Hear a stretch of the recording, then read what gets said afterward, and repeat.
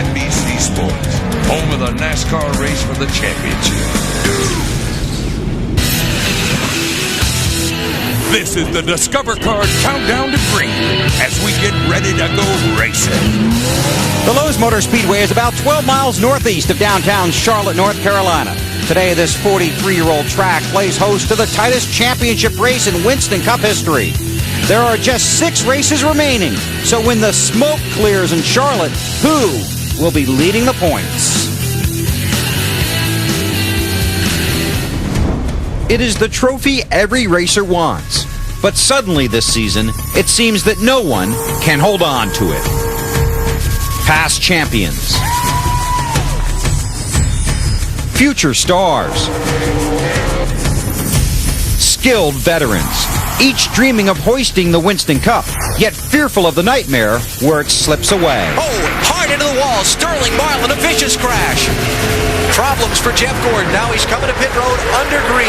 We had a glimpse of hope for the championship, and these last 3 weeks have been horrible. We'll see. It's been a bad place to be in leading points these days. Everybody keeps having trouble, so hopefully we can just take it and hang on. You're in lock up on some. You're going to have to pit, buddy. The right front is junk. A tough break for today's point leader. Whoever's been leading these points has had nothing but problems, so I'm glad we don't have to worry about that voodoo doll on our backs. In recent weeks, we have watched the best fall like the rest. The season-long hustle and muscle of racing has come down to a 6-week survival test. Now the chase and the challenge have come to Charlotte, and the championship contenders are wondering, is the Winston Cup trophy trying to lure its next victor or victim? Give me fuel, give me fire, give me double time.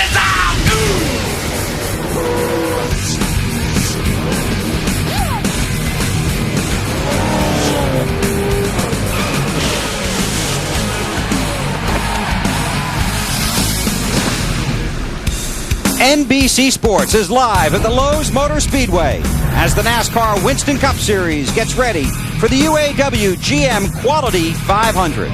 Today, this exciting championship race comes to one of the sport's most popular tracks. 43 drivers are in this race. 4 of them have a chance to leave here as the leader in the race for the championship. Hello everyone, I'm Bill Weber, and welcome to Charlotte, where it is raining, and it has been most of the morning. In fact, we had a pretty spectacular thunderstorm, complete with lightning, move through here between 8 and 9:30 this morning. It stopped briefly, they started to dry the track, but it is raining now. I am told that the forecast says that it will stop raining early this afternoon. When it does, we'll dry the track and then throw the green flag on the UAW-GM Quality 500 for the NASCAR Winston Cup Series, and it should be quite a race. Now, qualifying for the second straight week was washed out by rain. That means the field is set by the NASCAR rule book. Basically, that's owners' points and past winners. So once again, the guys at the top of the championship standings are at the front of the field. For the first time since his Winston Cup career began on February 14th, 1999, Tony Stewart leads the championship chase. After the season opening Daytona 500, he was 43rd in points. Today, he is number 1 and standing by with Dave Burns. Well, and the question, Bill, for Tony to start with is, given the fact that the points leaders have lost it along the way, do you want it right now? Do you want the point lead? Trust me, I've ran for many championships in the past. It doesn't bother me to lead the points. If anything, it makes it a little easier now. I mean, we've raced hard to get here, and the good thing is we got 6 good races coming up at tracks that we've won at 4 of the 6, and we ran second here last year, and I think the only other track we haven't won at is Rockingham. We've run in the top 5 there in the past, so we're at a stretch of races that we always typically have run well at in the past, and just get the rain out of the way where we get the Home Depot Pontiac out there. We get started in a good starting spot today, obviously on the pole, and you just try to go out there and have solid runs, and we're not changing our game plan. I mean, we raced hard and tried to win every race we've been into, and that's what's got us to this point, and we're not going to change. We're not worrying about point racing. You guys are all talking about points. I'm talking about trying to figure out how to win the last 6 races. And that is important, going to tracks where you have the confidence, you've got the setup notes. You know you can do well in the late part of the season, don't you?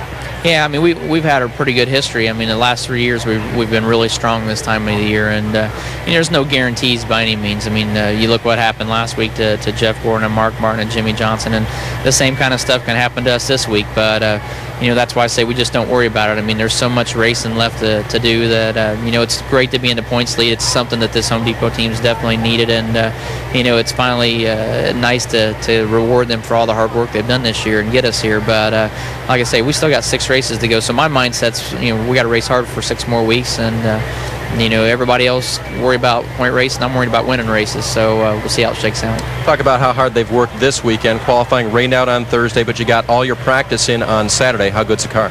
Car was really good yesterday. I was really happy with it. I knew we were going to have a good car all weekend on Thursday when we were here for qualifying practice. It always seems like that if the car is good in qualifying practice, we're good all weekend.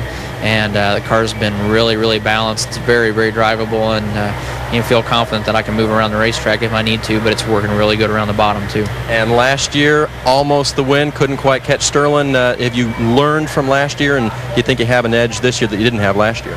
Well, it's a different day. I mean, the weather's different. Aero packages have changed since then.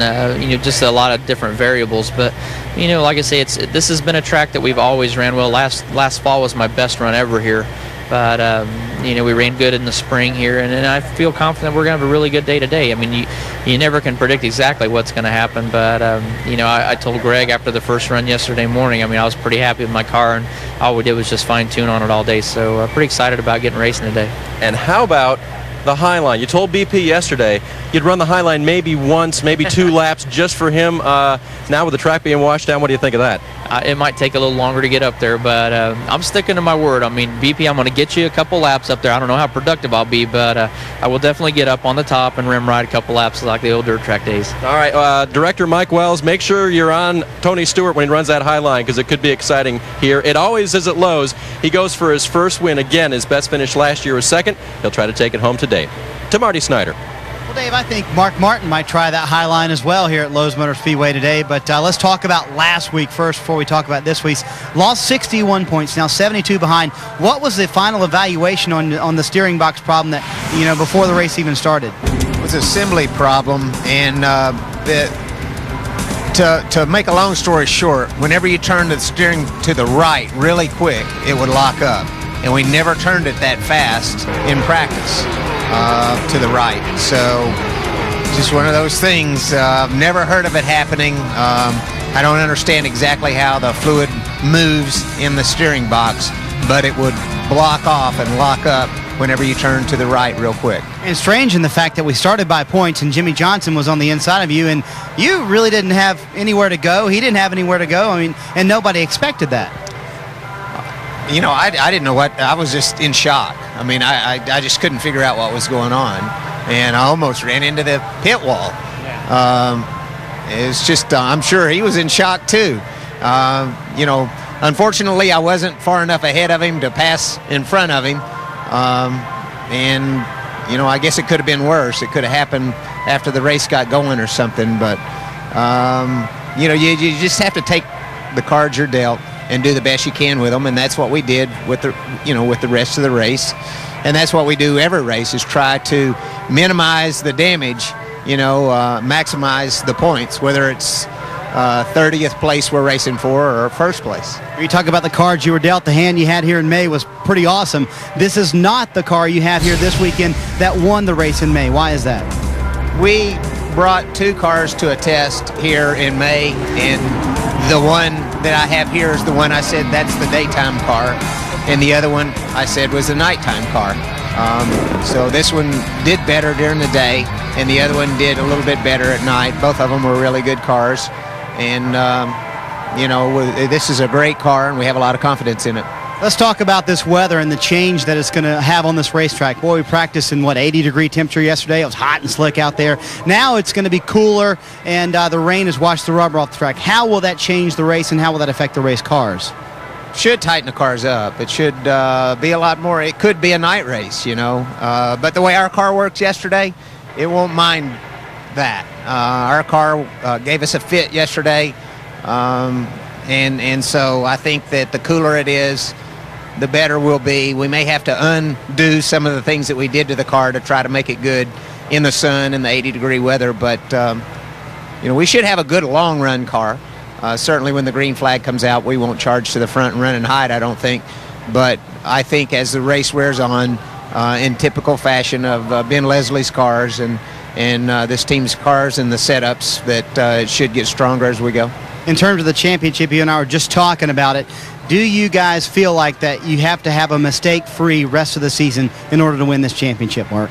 Well, we've had, in the last 3 races, we've had 2 devastating problems, neither of which we really felt we had any control over. So those are the things that put you out. I've said all along, it isn't your good races that will determine the championship. It's the bad races. And we were leading before we got into those bad races. So obviously, I still say that will be the determining factor. As everybody in the top 8 in points or top 10, where they finish will be determined by their bad races. And there you go. And he's trying to have a good race here this weekend. Been looking forward to this race since May. There's only been 5 sweeps, a season sweep in the 42-year history of this track. Mark Martin trying to pull off number 6. Matt Yoakum. Mark Martin won the race back in May, but the guy who had the dominant race car and led 263 laps is Jimmy Johnson. You finished 7th. You've had been looking forward to this event for a long time. Yeah, of course. I mean, obviously we had a great race car, and then being in the Lowe's Monte Carlo, racing at Lowe's Motor Speedway, there's a lot of neat things that come with that. This is the first place I saw, I guess, not the first place I saw Winston Cup race, but one of the very first places I saw, and I've always been in love with the track. Love driving on it, and looking forward to a good race. We led a lot last time, but made a small mistake. Got my pit road procedures under control now, and hopefully we can lead the last one this time. Now let's go back and talk about Talladega. I mean, that had to have been such a shocker. You're on the pace lap, and wham, the 6 car hit you. Yeah, I mean, I'm still amazed and surprised at everything that had happened to us there. And I was looking down, making sure that my lap belt was tight and going over the last check on my safety gear because we're coming to get 1 to go. And had my knee on the steering wheel, holding the wheel and tightening my belt.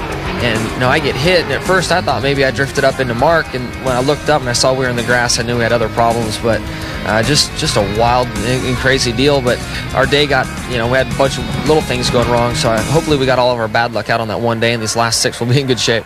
Now you're dropped to 82 markers out of first. Now, is the strategy now to wait until the season finale to try to take the points lead? Because it seems like whoever gets it gets some voodoo.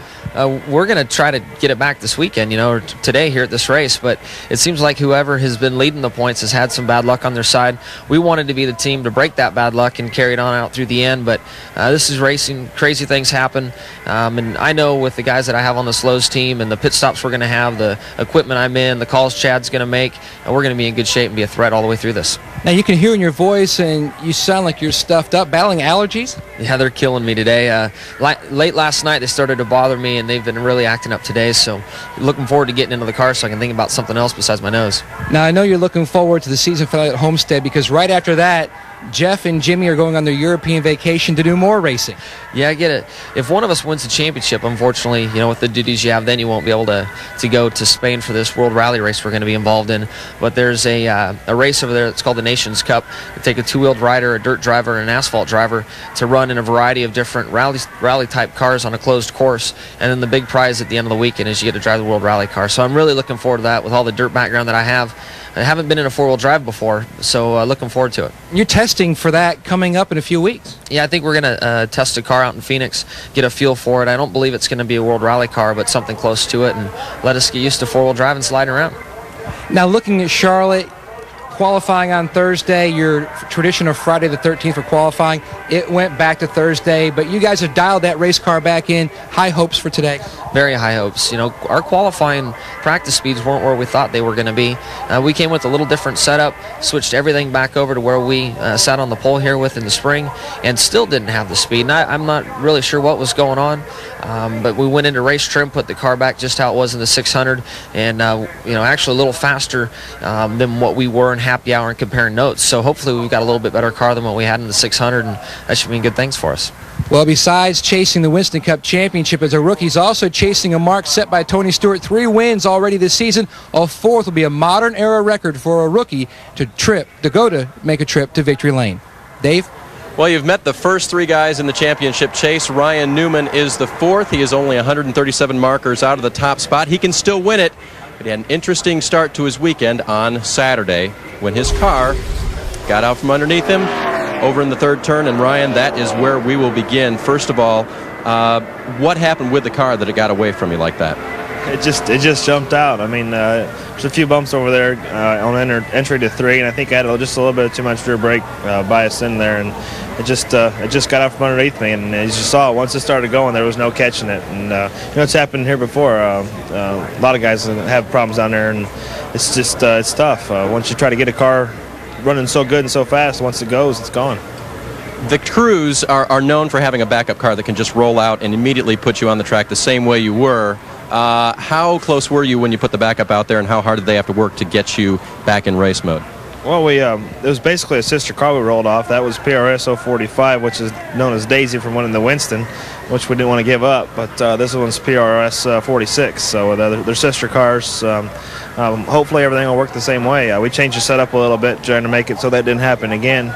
And we'll just have to see how things go. The track's going to be different, the conditions are different, and obviously we don't start from where we wanted to. And it'll be a hard race for the first part. Hopefully we can get ourselves up in a good track position. I was listening to your radio when you guys started doing that, talking with Matt occasionally, trying not to distract him, but it wasn't fast immediately, was it? No, we had to work on it a little bit, and we expect that. And not every car, the cars are built by humans; they're not all the same. But the closer they are, the better when it comes to rolling a backup off. And we've done this before. We did it at Darlington, came back and finished 5th. So hopefully we can have a little better day than that. Okay, the last time we had some rain, I believe, on this circuit, you ended up winning the race. So do you see rain as any possibility of giving you a little bit of luck here at Lowe's this weekend? I've been better at post-race rain than pre-race rain, so we'll have to see how things go. But, it's a good thing about Charlotte. I guess they got lights here, and we know how to run into the night here in Charlotte. So we'll see how things go. I want to ask you about finishing second 4 times before you got that win, once since. But the 4 times finishing second, Ryan, what did that do to you as a competitor? Did it make you more hungry for the win? Did it distract you because you almost won 4 times? What did that do? It just let us know that we were that close, and all we had to do was get 1 spot better, and that's a whole lot better than 5 or 10 spots. So it was good for the team to be able to run that good. In the back of your mind, it tries to get frustrating, but at the same time, like I said, I'd rather finish second than third. So, it was just a deal where we had to keep working at it, and hopefully we got the brakes in the right direction and created our own win. Well, Ryan, of course, is a rookie on the circuit this year. His whole team is relatively young, and as you said, finishing second like that can give them a boost, and they eventually did win at New Hampshire. He hopes for the same here when we get going at the Lowe's Motor Speedway. Bill? Thanks, Dave, and that's correct. Ryan Newman did finally get his first career Winston Cup win in the rain at New Hampshire back on September 15th, just a little under a month ago, and looking to go back to victory lane at a track where he has shown he can be pretty stout when they finally put out the green flag. It is raining here at Charlotte right now, actually in Concord, North Carolina, waiting for the rain to stop. Then we'll dry the track and go racing with the Winston Cup Series. 33-year-old Eric Martin lost his life at this track on Wednesday while practicing for an ARCA event. Martin lost control of his car near the exit of turn 4. It spun and backed into the wall. 8 seconds after the car had come to a stop, it was hit directly in the driver's side door by Deborah Renshaw, who was still traveling near full speed, approximately 160 miles per hour. Martin was killed instantly. Renshaw suffered numerous foot and ankle injuries. 2 important questions are being asked because of the circumstances surrounding this crash. 1, why aren't spotters, a crewman that stands above the track and watches looking for trouble for his driver, provided an unobstructed view? And 2, why didn't Renshaw slow down when the flashing yellow caution lights came on around the track? Renshaw was attempting to make her 6th ARCA start. ARCA is a separate sanctioning body from NASCAR, but NASCAR has reacted to this accident with a rule change. NASCAR had not required spotters for the Winston Cup Series or the Busch Series practice sessions, but beginning next week, both the Busch teams and Winston Cup teams have been told that a spotter will be required when the Winston Cup cars are on the track, and that attendance is mandatory, and NASCAR will take attendance to make sure every team has a spotter in place.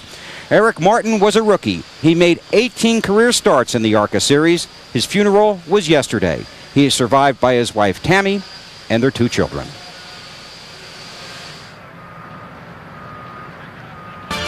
NASCAR on NBC is live at Lowe's Motor Speedway, Charlotte, where the UAW-GM Quality 500 is finally moments from getting underway. Let's go trackside for today's opening ceremony. Let us pray. As a promoter, says Humpy Wheeler, I'm attempting to take our black and white lives and fill them with Technicolor for 3 or 4 hours. Oh Lord, we thank you for the excitement of this day. Protect us. Amen.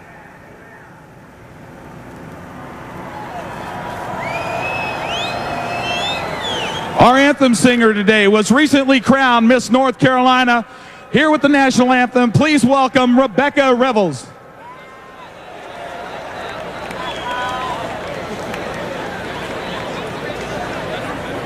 Oh, say, can you see by the dawn's early light what so proudly we held at the twilight's last gleaming, whose broad stripes and bright stars through the perilous flight o'er the ramparts we watched were so gallantly streaming, and the rockets ran clear, the bombs bursting in air gave proof through the night that our flag was still there. Oh, say does that star-spangled banner yet wave for the land of the free and the home of the brave.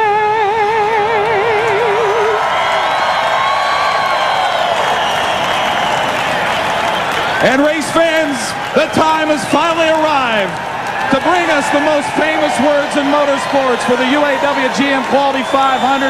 Please welcome John Buttermore, Vice President for Labor Relations for GM North America. Gentlemen, start your engines.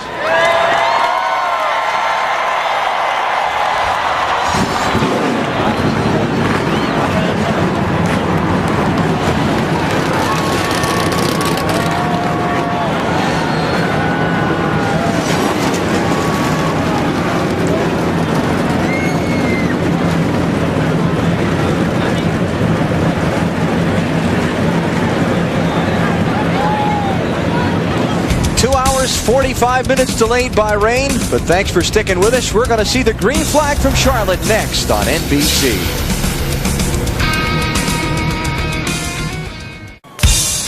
NBC's coverage of the UAW-GM Quality 500 is brought to you by Autotrader.com. Sell your car fast on the ultimate automotive classified site. By Stacker 2, the world's strongest fat burner. Burn fat, crush cravings, and supercharge your energy. By Yamaha, makers of fine motorcycles and ATVs. Nobody's more in tune with motorsports than Yamaha. By Budweiser, delivering beer at its best with the crisp, clean, and refreshing taste known only to the king of beers. And by Walmart, always low prices, always. Getting set to roll the field of 43 in today's UAW-GM Quality 500 live from Lowe's Motor Speedway, Charlotte. Delayed 2 hours, 45 minutes by rain, but now they're about to head off onto the track and begin the parade and pace laps.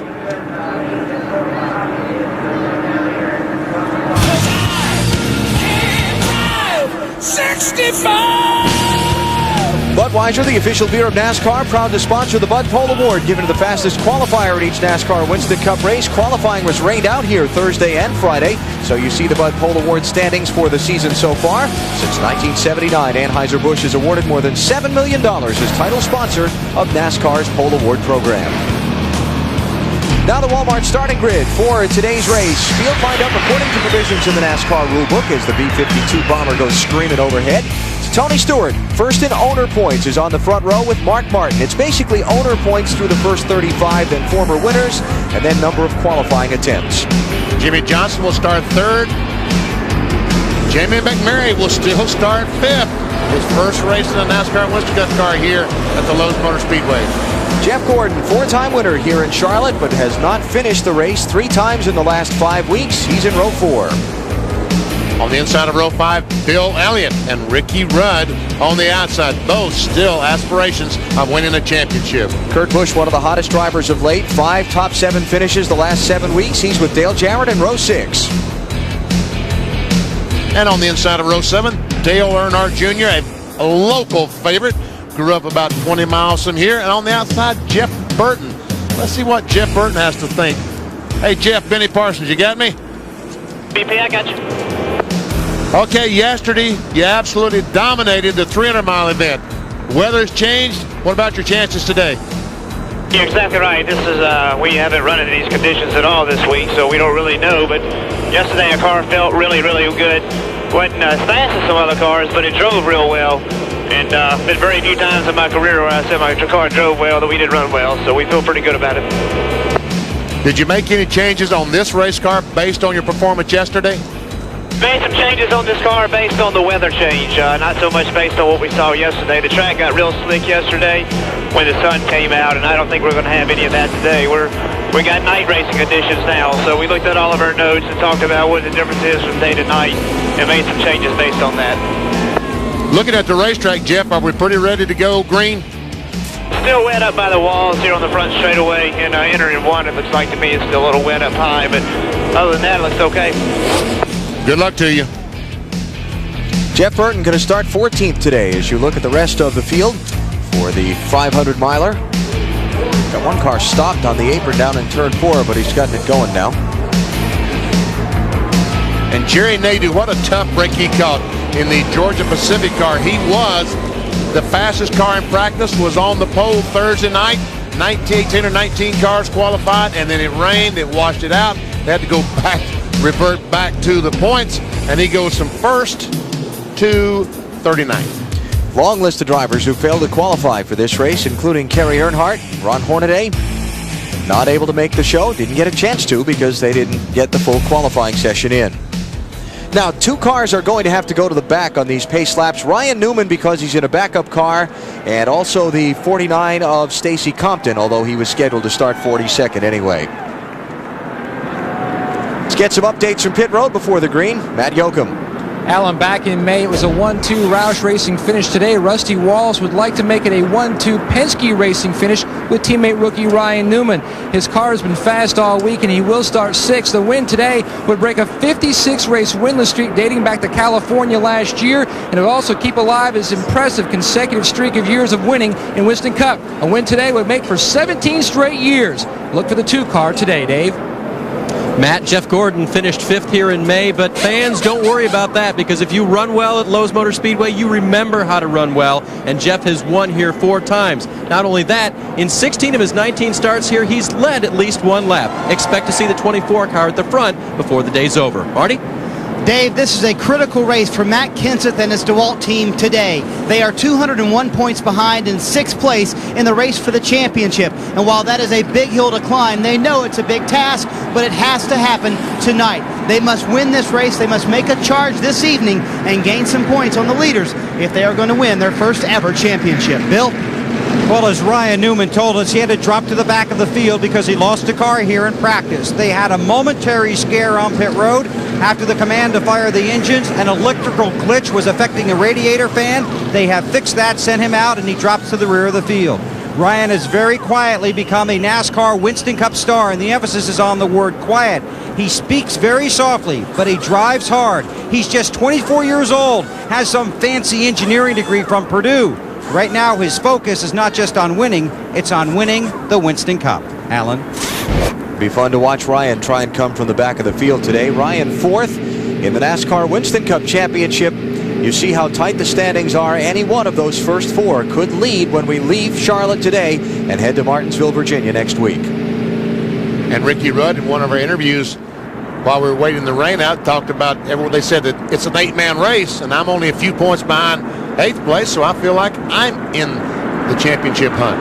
Drastically different conditions than what you raced under in the NASCAR Busch Series event yesterday, Wally. Yeah, quite a bit. I don't know what the track temperature was yesterday, but the track was awfully hot. A lot more so than today with the cloud cover. But like I said, if it stays like this, it'll stay consistent. It'll be a lot easier to get your car dialed in because the track won't change as much if the temperature's, pretty close to what it is right now.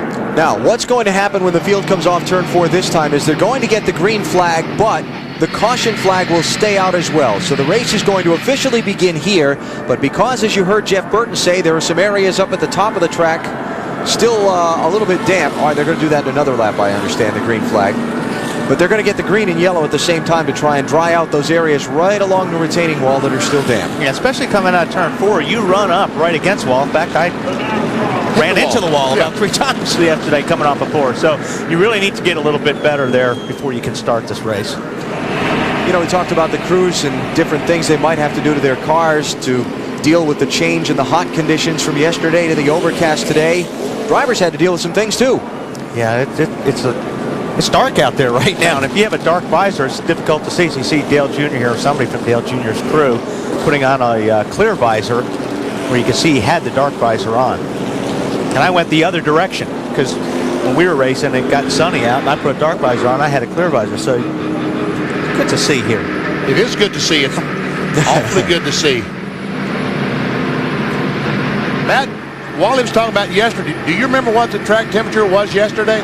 Well, Benny, a few moments ago, we got the track temperature down on pit road. It was 77.7. Now, yesterday, at the start of the first practice session in the morning, the track temperature was 78.7. So it's very close to the first session. So teams have a lot of information they can go back on. They've built in a lot of adjustability today. They know the 78 range, which is what the first practice session was, the happy hour, which was in the mid-90s. So they have a lot of information they can go back on. So if it does indeed get hot and the sun comes out, in a little while here, they'll have a lot of information they can go back on. So it's probably over 100 degrees when you were out there yesterday, Wally. Yeah, yep.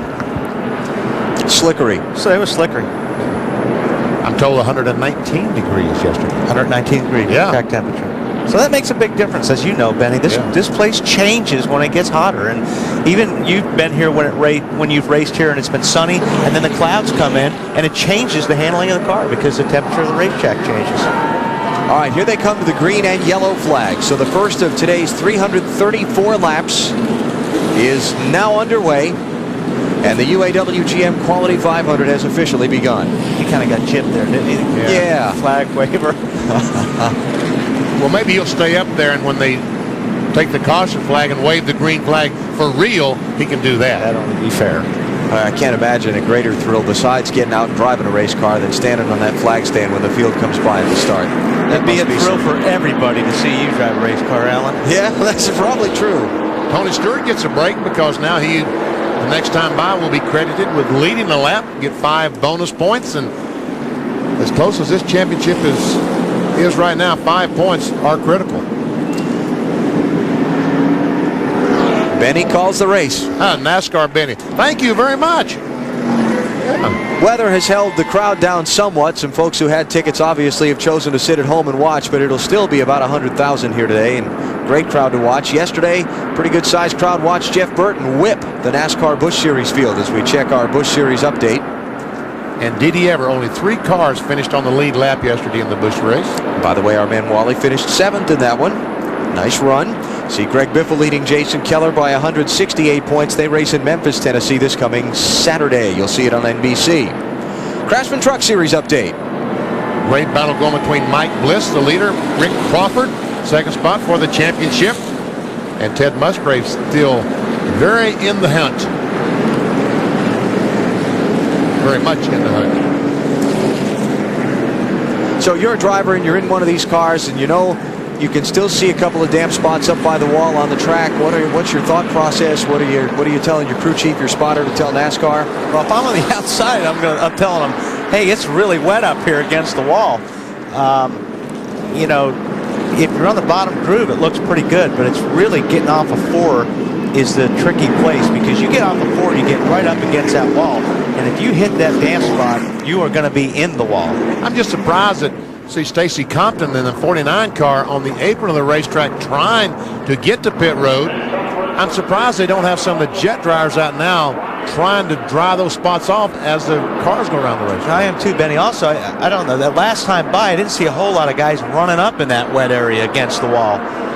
The guys in the outside lane taking their cars up there to help out. Right. Yeah. Well, watch here as they come off before. You see that area right up along the wall there is where your car drifts. Yeah, you see a couple of them getting up there now. There they go. And Buster Otten, the pace car driver, led him up there too. He was definitely the highest one of the bunch. There's no doubt about that. All right, let's make another run through pit road. Let's not, because we just got word they're going to go 3 to go in 3 more laps. So let's take a break here. We'll come back for the start, the real start, and pick up some full-speed green flag action at Charlotte. Thanks for hanging with us. Going to see the start of the UAW-GM Quality 500 in just moments here on NBC.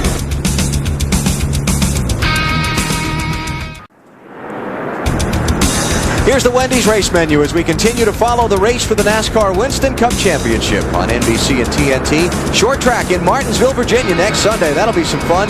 Then the high-speed mile-and-a-half at Atlanta, Rockingham, North Carolina, and out to the Valley of the Sun in Phoenix. All coming up over the next 4 weeks. NBC and TNT. We are coming to a full green flag. Good. Very good. NASCAR Race Control passing word to the teams to tighten up the field and have a good formation start. Lights are off on top of the pace car. We're about to complete lap number 5. 329 to go, and much to the delight of a large crowd here in Charlotte today, the green flag's about to fly on the UAW-GM Quality 500.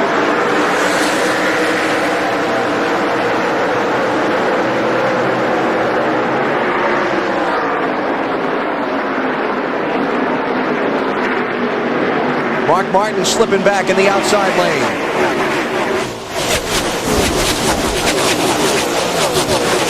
Probably being a little careful. Sound like a good plan to me. Here's where these guys have to be careful. Getting out of 4. Right there. See that real damp right there. Another thing you don't want to do is clip the grass, Benny. You see guys do that during the race. Today, you do not want to clip that grass because it is very wet down there. Yeah, that's not grass. That's mud, primarily. I hate to see anybody that gets in there today. Stacy Compton, the 49 car, saw him come to pit road in the pace laps, or actually the green and yellow flag period. Clutch and bell housing problems on that car. It's back in the garage. This is 4th place we're watching. Jamie McMurray to the inside of Mark Martin. Tony Stewart leads, Jimmy Johnson is 2nd, and Rusty Wallace is 3rd. This is a great battle going on between Mark and Jamie McMurray. Well, looks like McMurray finally settles it. Here comes Kempton by Mark. Jeff Gordon's going to try it. Well, looks like he's going by as well. Jamie McMurray driving that 40 car, 26-year-old from Joplin, Missouri. Had been signed by Chip Ganassi team to run their 3rd entry next year, but with the season-ending injury to Sterling Marlin suffered a couple of weeks ago, he's gotten a head start on his Winston Cup rookie apprenticeship. I almost said Wookiee apprenticeship. Wookiee. That wouldn't be good. Star Wars.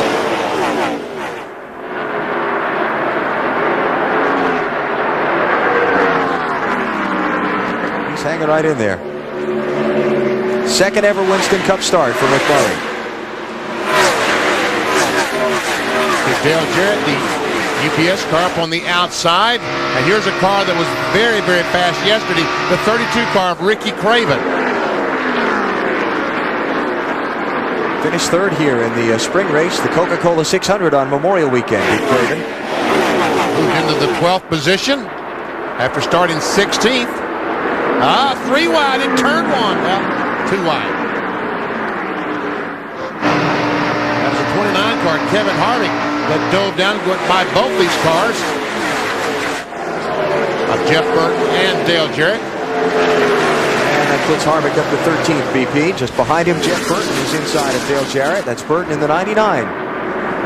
Right now, it looks like the low groove is definitely better through 1 and 2. Up at 3 and 4, it's pretty even, but 1 and 2, it looks like there's a lot of cars that are a little bit loose up there once they get in the high line. Dale Jarrett kind of hung up in that outside lane, is getting freight trained. They're just all hooked together and running right underneath him.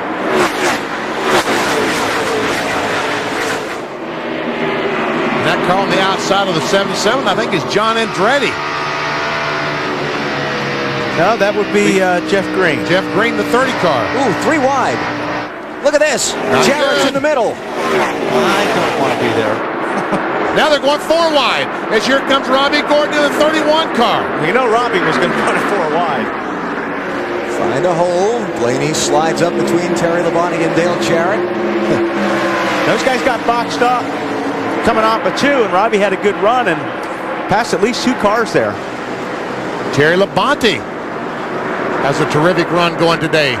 Tell you what, Jarrett's lost a lot of spots. He started 12th. Last time across the stripe, he was in 21st. So he has really slipped on the start. And about to lose more positions.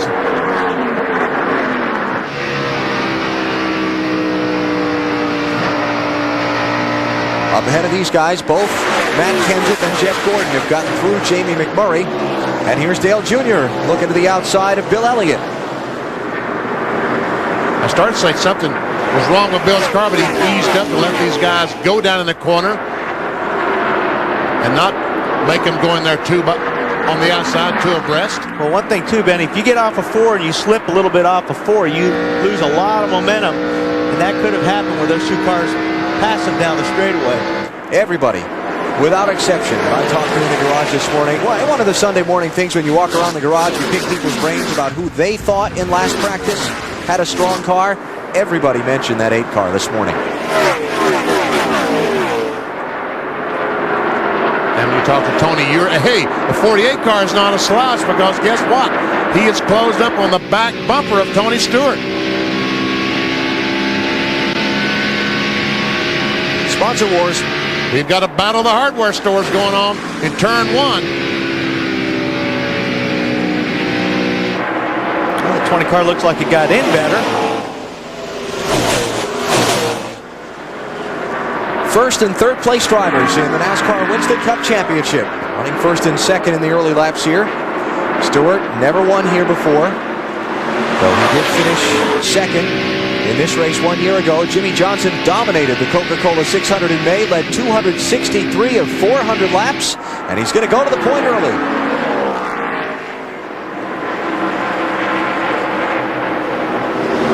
So Stewart gives way, and Johnson becomes the second different driver to lead the UAW-GM Quality 500. You're watching NASCAR on NBC.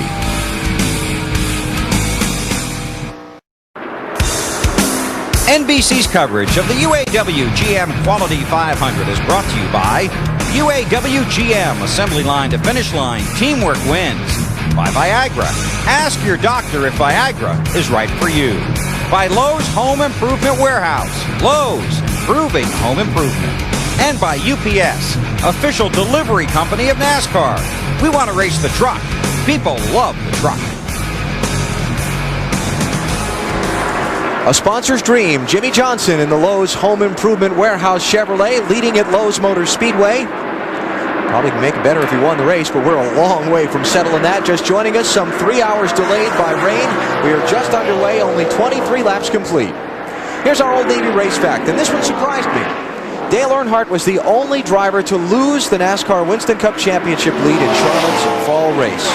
He had led Rusty Wallace by 75 points coming into the day. He finished last with a broken camshaft. Rusty took over the lead with an 8th place finish and went on to score the championship. 1989. Speaking of Rusty, Rusty's coming. Yes, he is. We see him there right behind Tony Stewart. And it looks like that right now that Stewart and Rusty both are maintaining the distance between Jimmy Johnson and themselves. Boy, Tony's car gets in the corner really good, but picks up a push, it looks like, as soon as he gets on the throttle. Let's slip back a little bit, watch the race for 12th place. Ricky Craven in the 32, trying to hold off Jeff Burton in the 99. Now, Jeff told me yesterday when I asked him about his Winston Cup car, he said it wasn't really fast, but he says this car just maintains its speed. Every single lap is clicked off the same lap time. So he was pretty confident a lot of cars were going to come back to him. Check the right side of that 99 car. I think he nicked the wall just a couple laps earlier in the race. Let's check it out. Well, nicking the wall is not too bad. Comes off the corner, and yeah, he nicked it. That's not too bad, is it, Wally? He can hit it harder than that. Oh, yeah. You did yesterday, 3 times. Let's look forward. Jamie McMurray in the 40 trying to hold off Kurt Busch. That is the 97 car. A different look to it this week.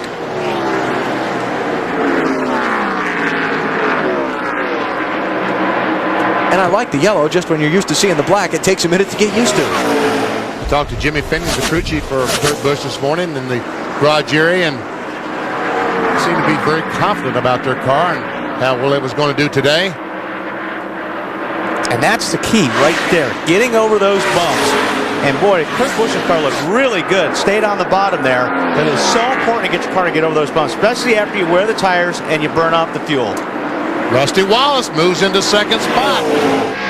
Keeps Tony back to third. Back in black this weekend for Rusty Wallace. The old black paint scheme that he had so much success with in the mid-90s.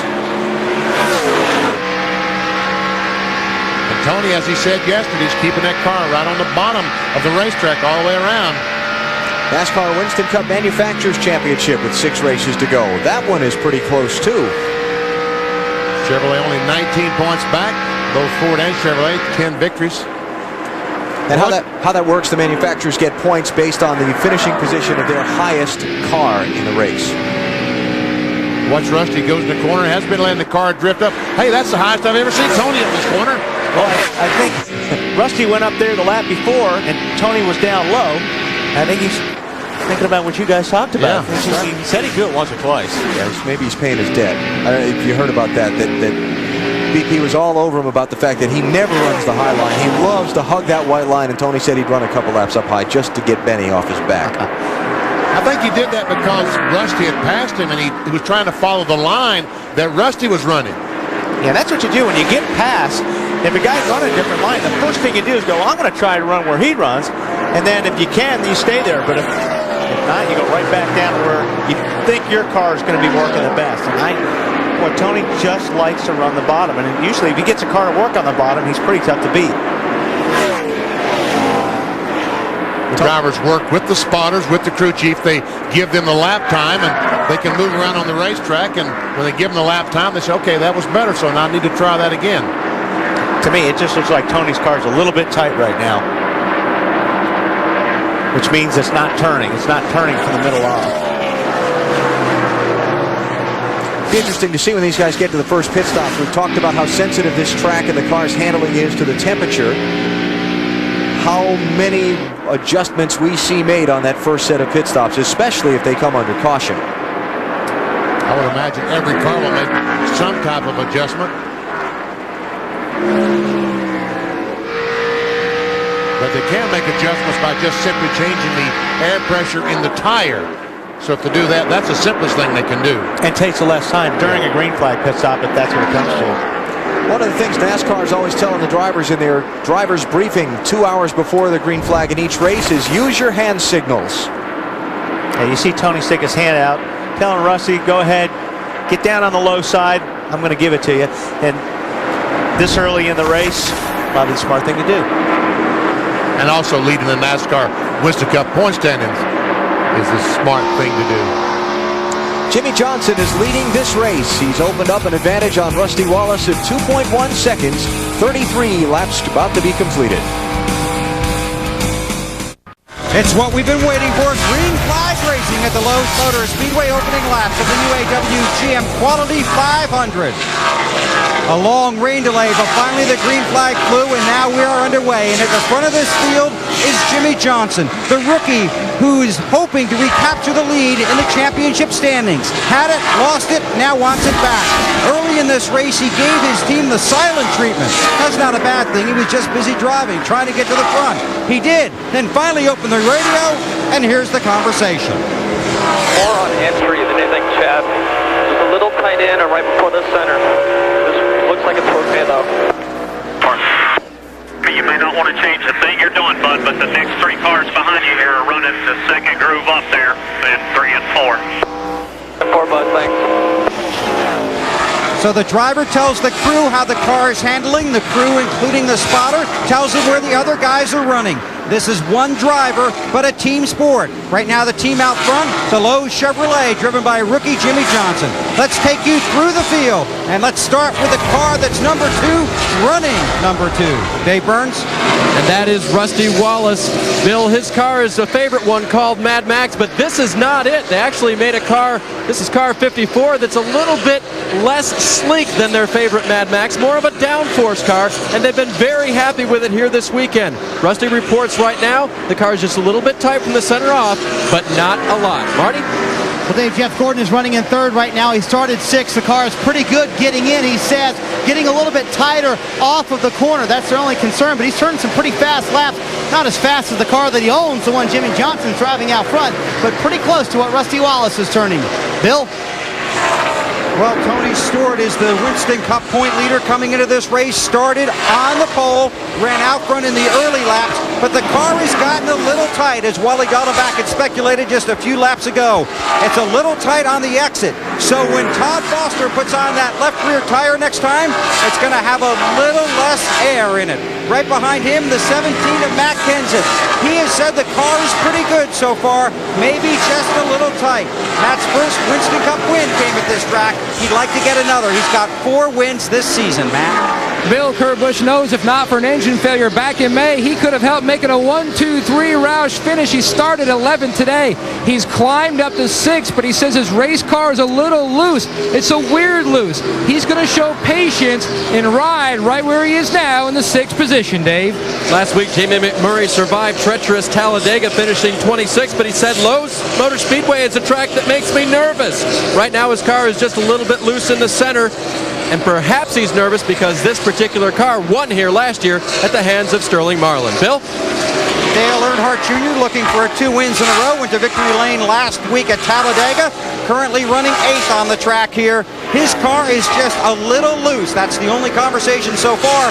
Although when this race went green-yellow for the first early laps, he radioed in, no adjustments. This car's perfect. I can run anywhere I want. Of course, they were only doing about 65 miles an hour at the time. Best line from Bill Elliott so far, the number 9 car running in 9th. It's too early to be racing like that. That was in the early laps when guys were scrambling at the front of the field. Right now, Elliott's car tight in the center. Matt? Martin started in the 2nd position. He's faded back to 10th. Back on lap 14, he said the car was tight, especially when he got on the gas. Then on lap 25, he says the car is really, really bad tight. He's just going to try to hang on until his first pit stop, trying to sweep Charlotte's races in 2002. Alan? Jimmy Johnson has led this race since lap 17. We're at lap 47 now. He's out in front of Rusty Wallace by 2.6 seconds. He's caught the tail end of the field and has put up to 35th place Robbie Gordon 1 lap down. Let's keep going through the field. Dave, how about Jeff Burton? Alan, he's got 2 wins here at Lowe's, but earlier in the race we saw that he nicked the wall. Perhaps that's because the only pre-race change they made to the car to adjust for the weather was to put a rubber in the right rear of the car.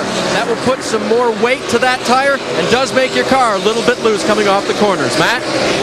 The 32 of Ricky Craven rides in the 12th position. This is the exact weather that his crew chief Mike Beam was hoping for back in May. They started and finished 3rd with this race car. Currently, though, running in 12th. The whole problem for Ricky, he says, is in the middle. It's really tight in the middle of the corner. They're going to adjust with wedge on their first stop, Bill. In his press release this week, Ricky Rudd said this team still has a couple of wins left in it. Remember, Rudd is getting out of this car at the end of this season and going to the Wood Brothers number 21. There's been a lot of talk in the garage about whether a team can win when the driver's already said he's leaving. Rudd told us on the countdown to green he thinks they can. His best finish at this track is 3rd, but so far he's basically having to stop in the corners. He has no front grip. Matt? Bill, Bobby Labonte has improved 4 spots since the drop of the green. Conversations between his crew chief Jimmy Maycar. The car is tight on entry to the center. Bobby won this race with this race car back in 2000. This car was sitting idle in the shop, but after a crash at Kansas, they pulled it out of mothballs, and the car is very good. An air pressure adjustment, both left front and right rear, Dave expected on his first stop. This may be the perfect October car. It's called Pumpkin. That's because it used to be painted bright orange in the singular colors of teammate Robbie Gordon. They've tried to race it this year, but when they took it to Charlotte earlier and Indianapolis, they found a car that was better. This is the first time it's seen action. He started 20th. He's moved all the way up to 14th. Matt? Dave, Michael Waltrip has a Winston victory here in Charlotte and 2 Busch Series wins, but never a points-paying win in Winston Cup. Hoping to change that today. Currently runs in the 16th position. Right now, the car a little tight. Air pressure adjustment in his future on the first stop, Bill. Dave Blaney in the 77 car started 21st in this race today. So far, relatively good. Up to the 17th position. For Blaney, interesting. Best finish here, 21st. But teams keep waiting to see Blaney finish up front. Good driver on a 1.5-mile track. We'll see if he can have a strong finish here today for crew chief Brian Pemberton. As for Dale Jarrett in the 88 UPS Ford, basically his car's just been a little tight. Not much from DJ so far. Currently running in the 18th position. Marty? Bill, Ward Burton loves the weather right now, not because it's nice and cool out here, but because his race car has really reacted to this cloudy, overcast condition. It's really come to life, and they thought this would be the case. They thought it would be better in these cool conditions. A little bit tight. They asked him what changes he wanted. He said, if you do anything, don't do much. Matt? Marty, this morning, both Dave Skog and Mike Kelly, the brain trust in the 19 team, told me they were rolling the dice, going with a little bit different setup because Jeremy didn't like the way the car felt. Although it was very fast in the final practice, it was not comfortable. Right now, the car is tight, just like it was in practice. They're talking about what changes to make on his first stop. He runs in 20th, Alan. And what about Ryan Newman, 4th in the championship? Remember, had to go to the back of the field in a backup car? He has made some nice progress. Up to 30th spot. The problem he's got right now, the leader is gaining on him to put him a lap down, Matt. Well, Benny, back on lap 20, Ryan reported into his team the balance of the car was okay, but he said it was hard to tell. He couldn't tell if it was good or if it was just dirty air. Then back on lap 26, the car was tight on entry and loose in the middle off. He says he just cannot run the high line in turns 3 and 4. The car just won't do it. Yeah, that's exactly what he's talking about. Your car could be a rocket ship, but when you get into traffic, it's hard to pass guys. And I think that's what Ryan's fighting right now. He's got that dirty air, and he's having a hard time running his line. And right now, Jimmy Johnson is about, there he is, he's just about a half a straightaway behind these cars. At 0-2 is Hermie Sadler. He made a pit stop just a couple of laps ago. Yeah, they put tires on that car. And it has dropped Hermie 2, almost 3 laps down now as Johnson goes by him.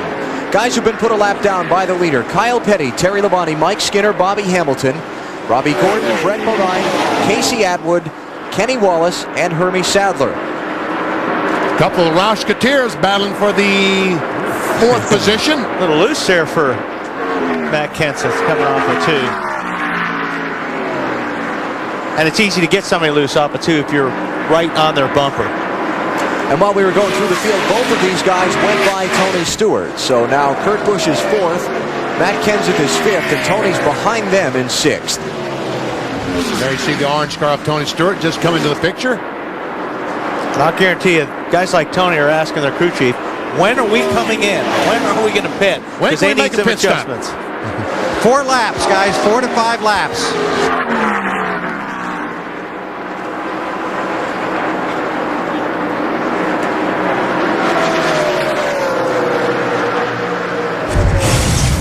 Talk about that arrow loose that we just saw with Kurt Busch. Here, you get right behind somebody. Right here, the car in the red is going to get right up on the blue bumper, and it's going to take the air off the rear spoiler. It's also going to push a little air underneath the car, which creates lift on the rear of that blue car, which basically takes the rear tires off the racetrack. And when you go down the corner, watch that. That's taking those rear tires off the track. Yahoo! Yahoo! Yeah. What you say when you're loose? It's the clean version. Yeah, very. And Jimmy Johnson, all of a sudden, I just think because he's on new tires, BP, he didn't want him on his tail. I guess so, to get him arrow loose. Yeah, exactly. Jimmy Johnson in the office. Look at the guys. Look at the concentration.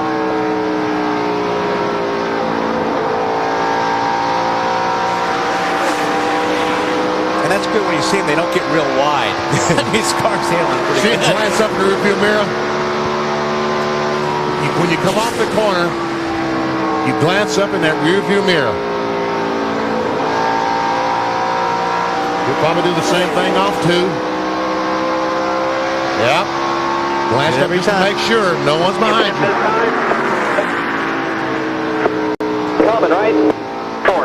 Sounds like they're coming. Yeah. 4,500 first, 4,500. There he is. And Jimmy, I'm sure you're not going to do it. Right up here, come on. But remember. Right here, buddy, 4,500 first. Come back a little bit, guys. Stop him back a little bit. Yeah, stop him back a little bit. Don't let him run over that yellow line like he did in May. Well, not only that, but when you pull in your pit, you don't want a guy pulling in front of you and blocking you in. Here it comes, Bill. Stop him.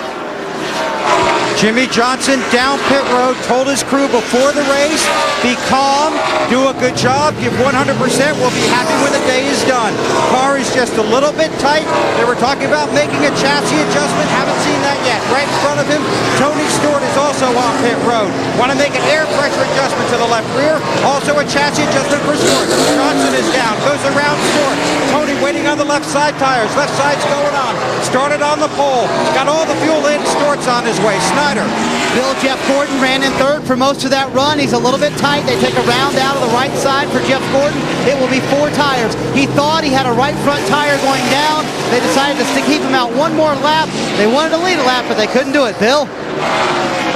Bill Elliott is on pit road.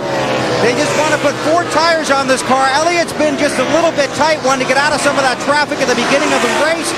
Just wanted to put 4 tires on and see where the track goes. So it's 4 tires and fuel for Bill Elliott, and he'll head back out onto the track. Burns. Rusty Wallace makes a hard left turn around the car of Jimmy Spencer, already in his pit. Just a little tight from the middle out. They're just going to make a slight air pressure adjustment to accommodate that. 4 fresh tires for Rusty, 2 cans of fuel. Crew finishing up work on the left side, and he's gone. Bill. Dale Earnhardt Jr. sits in his pit stall. They make a chassis adjustment because, remember, his car also just a little bit loose. That's a contradiction to a lot of the cars out on the track, but he was loose. Right side tires, left side tires, quick stop, Matt. And rookie Ryan Newman enters his pit stall. Remember, we told you he had a hard time running up the high line 3 and 4. They're going to make a track bar adjustment. You can see the wrench in the back of the window. They come around to the left side for service. Newman down and away to Bill. Now Ricky Rudd in his pit stall. His car had no front grip. He had to slow basically to make the turns. They cleaned the grill. Looks like they still have a little piece of tape on the front of that car. Around to the left side tires going on. Fuel for Rudd, and he'll be back out. They got that paper off the front of the grill. Dave. Jamie McMurray's first pit stop in this car last week at Talladega ended in a stall. They reminded him to keep it running when he comes down pit road. They're going to give him 4 tires and help his condition just a little bit loose in, tight in the center. They're going to adjust with air. 4 tires. Let's see if he can get it off pit road. And he does. No stall. Matt. Mark Martin already in for service. They're on the left side of the car. They were going to make an air pressure adjustment. Service already complete. He heads back out. Air pressure in both right side tires. 7 of Kurt Busch in for service. Sean Parker, the car chief, told me after some discussion they decided not to make any chassis adjustments for Kurt Busch. Meanwhile, Ricky Craven is saying possible tire vibrations. They go to work on the left side of the 97 car. And he's gone. Kurt Busch led until coming down pit road for that stop. Matt Kenseth took over the lead. The names in yellow are the guys who've already made their stops on this cycle. Now that Kenseth is in, Jeff Burton will take over the lead, though he's going to follow Kenseth down pit road, so there you go. Bill? Go ahead, Bill. All right, thank you, Wally. Matt Kenseth's car on pit road, car just a little bit tight. Said he was pretty happy with it, but they're going to make a chassis adjustment on the right side. Now they'll come around and put the left side tires on. Matt had a great run last week, but nothing to show for it at Talladega. Finished 14th. See if he can improve on that here. Dave? Jeff Burton in the 99 car, just a little bit tight. Air pressure adjustment to fix that. He is down pit road. I was just saying earlier, BP, when I were watching it, when they pull that right front wheel off, the guys that are laying a lot of brake dust on the ground and the guys that aren't, and boy, that 40 car had a bunch of brake dust come off that front I don't know how wheel. his front brakes are going to last. Man, there's a lot. Because you don't really use that much brake here unless you're really having a hard time with the car pinning the nose. And if you've got a big push in your car, then you use a lot more brake. All right, let's reset the leaderboard. Jimmy Johnson maintains the top spot after the cycle of stops. He's up by 9/10 of a second on Rusty Wallace. Jeff Gordon is 3rd. Kurt Busch 4th. And Tony Stewart 5th. Matt Kenseth is 6th. Earnhardt Jr. 7th. Bill Elliott 8th. Jamie McMurray still 9th. And Mark Martin rounds out your top 10. All right, let's take a break. Jimmy Johnson back in command of the UAW-GM Quality 500. Here's what it's like going to change that front tire on that 48 car. It'd make you dizzy.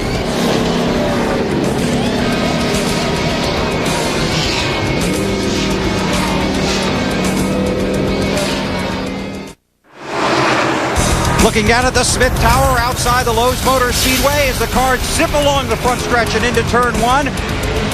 Already the first round of pit stops completed here. We have gone green since we finally put out the green after a lengthy rain delay.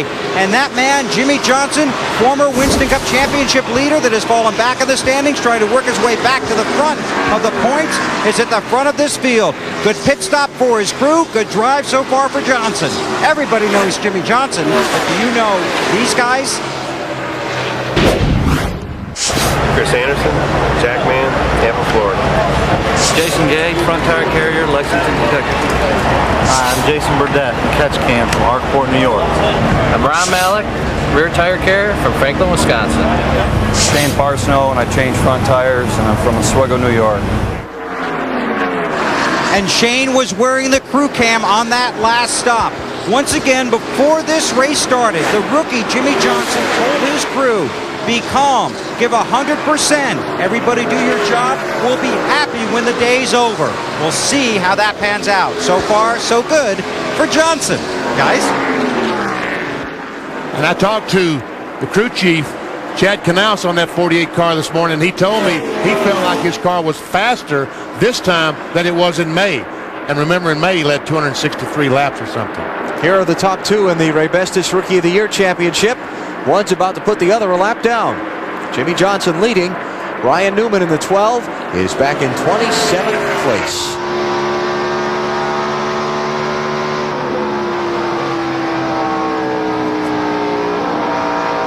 And of course, Ryan 4th in the overall championship coming in. 2 rookies have never finished in the top 5 in the championship in a season. Yet, these 2 could pull it off this year. Wow, is Jeff Green using that high line or what? He's up there now. How about our Lowe's improvers? Kurt Busch would head that list. Moved into 3rd spot, picking up 8 spots. Bobby Labonte has picked up 7, and Earnhardt Jr. has picked up 6. But on the other side... Yeah, now we check the snoozers. Oh, I hate this. And a little deceiving there for Ryan Newman. 4th will be his official starting spot at the end of the day when you see the rundown in the paper tomorrow morning. Remember, he had to drop to the back because of the backup car. Still a net loss on the day. And Jimmy Spencer, he and Robbie Gordon both just made unscheduled pit stops, so that's why. I don't guess Robbie Gordon did, but Spencer made an unscheduled stop. Yeah, came back in 9 laps after the first one. They put just left side tires on the car, so we lead one to believe maybe they left one loose. Yep, it was Casey Atwood, the 7 car, that just made the unscheduled stop. Just joining us, we are live after being delayed nearly 3 hours by rain. If you're tuning in to see the Gravity Games, you can see some extreme racing, NASCAR style. Gravity Games next Sunday at 4:30 Eastern after NASCAR here on NBC. This 30 car, the AOL car of Jeff Green, in front of the leader, Jimmy Johnson, does not want that 48 car to pass it. Does not want that to happen. Because then if the caution flag should come out, they slow these cars down, he's a lap and a half down. As long as he stays there, the caution flag comes out, he can make up that entire mile and a half. Oh, look at him go to the top of the racetrack.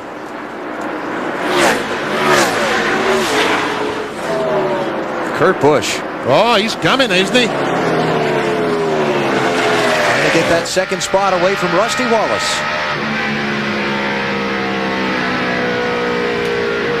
Wow, that is strong right there. That is strong. His car is working on the bottom, and that's 1 and 2. The car looked really good. Was that 3 and 4? No, that was 1 and 2. That was 1 and 2. And 3 and 4, the car looked probably even better than that. He's taking the high line there, because Rusty's taking up his low line. Wow, look at him drive that thing around him, though. That's a good handling race car right there. Kurt Busch to second, now 0.8 of a second behind Jimmy Johnson. Wally and I were talking about the pit stop of Jamie McMurray, the driver of the 40 car, and watch when that right front tire comes off. Yeah, when they pull that right front off, you'll see all this black, looks like dirt, and that's brake dust off the front brakes. See all that right out of the wheel? That is a lot of brake dust for Charlotte or Lowe's Speedway. Yeah, and not more than 100 miles. Yeah, and like I said, you don't really use your brakes here unless your car's not handling very well. So he may be pushing a little bit. Car may be not turning for him. I don't know, Matt. What's he saying? Well, Wally, usually we see that kind of excessive brake dust on the short tracks like Martinsville, but here at Charlotte, some teams, even though they don't have a lot of brake dust here, they still have extensions on their air hose. And what they'll do is when the car comes in the pit, one crew member who won't go over the wall, he'll turn to the left front wheel and he'll blow off the wheel. So that way, when the tire changer comes around, he can see the lugs better. And also, when he does hit those lugs, that brake dust doesn't fly up into his face. So it's a two-pronged attack here to help him see and also help him breathe better. Dave? Matt, I did check with Lee McCall, the crew chief on the 40 car, just to make sure that he wasn't concerned about the brakes on Jamie's car, and Lee said, no, we're not concerned. We expect that with these carbon brake pads, all that dust, and right now they don't think they have any problem.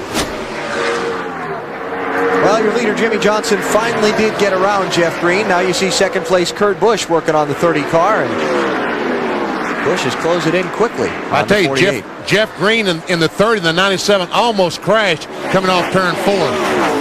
Because right now, 97 car Busch, he's in a hurry. He's got somewhere to go. And he's getting there pretty quick. And he's getting there pretty doggone quick. Where he's got to go, right in front of that 48 car. That's where he wants to go. You see, down to just 0.3 of a second. It was 0.8 of a second just 2 laps ago. And Jimmy Johnson in some heavy lap traffic. Jeremy Mayfield in the 19 car. Oh, Kurt Busch is right there. Watch as he gets closer. 0.15 of a second. He'll drive down the corner, and that number's going to become less and less. 14, 12, 8, 0. Rim riding his way to the lead. Kurt Busch out in front. 5th different driver to lead the race. Jimmy Johnson has led 62 of the 87 laps we've run so far, but there's a new man at the head of the leaderboard. You're watching NASCAR on NBC.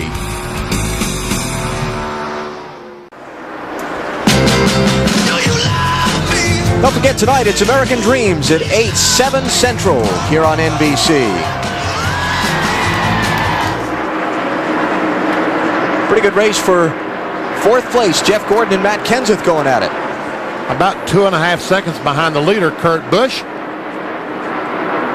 Jeff Gordon riding the rim up on the high side, and Kenseth has a 17 car right on the bottom. Our Little Debbie trivia quiz. Here you go, boys. Last driver to win back-to-back NASCAR Winston Cup races here at Lowe's Motor Speedway, Charlotte. Wally? I can't remember who won 3 weeks ago, let alone a question like that. Got to go back a little ways. Tell us. Davey Allison. Fall race 1990 and the Coca-Cola 600 1991. Remember, Davey Allison winning the Winston here backwards once and going to the hospital. Didn't go to Victory Lane. Yeah. The helicopter flew over the Victory Lane. See Jeff Gordon pointing his finger out the window, telling Matt to go low. And so Matt Kenseth to 4th place and Jeff Gordon back to 5th.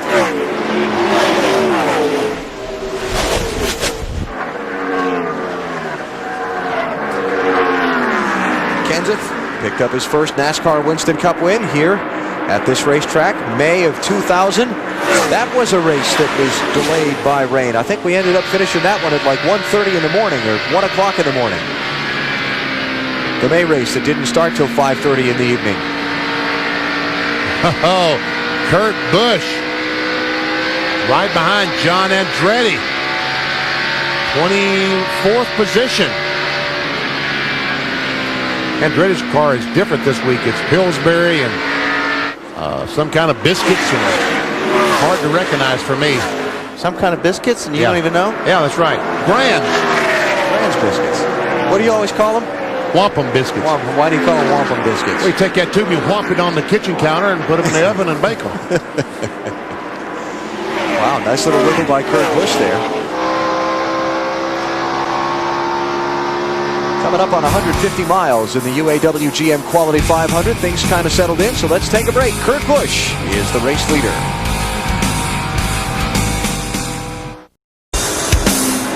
NBC's coverage of the UAW-GM Quality 500 is brought to you by UAW-GM. Assembly line to finish line. Teamwork wins. By Rocky Mountain Cold Coors Light. Cold down easy. By Pep Boys. Help for your car is just a Pep Boys away. Pep Boys, we're car people. By Enterprise Rent-A-Car. Call 1-800-RENT-A-CAR. Pick Enterprise. We'll pick you up. And by Circuit City. We know how you feel. That's why we're here. Circuit City, we're with you. Update on the Coca-Cola Racing family. Having a pretty solid day so far. It is still early, but 3 of them in the top 10. Stewart, Bobby Labonte, Bill Elliott.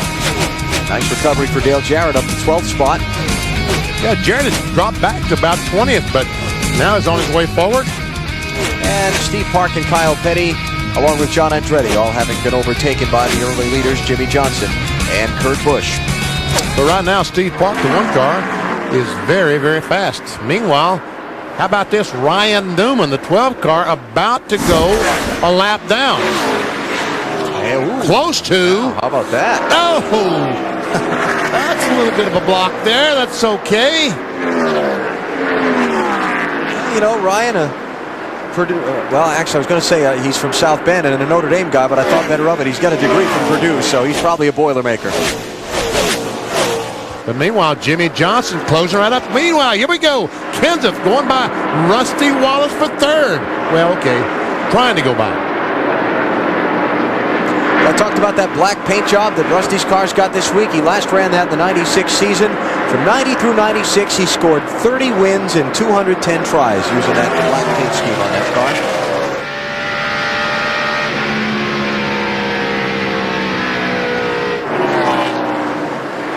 There we go. Kurt Busch, 97, has position on Ryan Newman.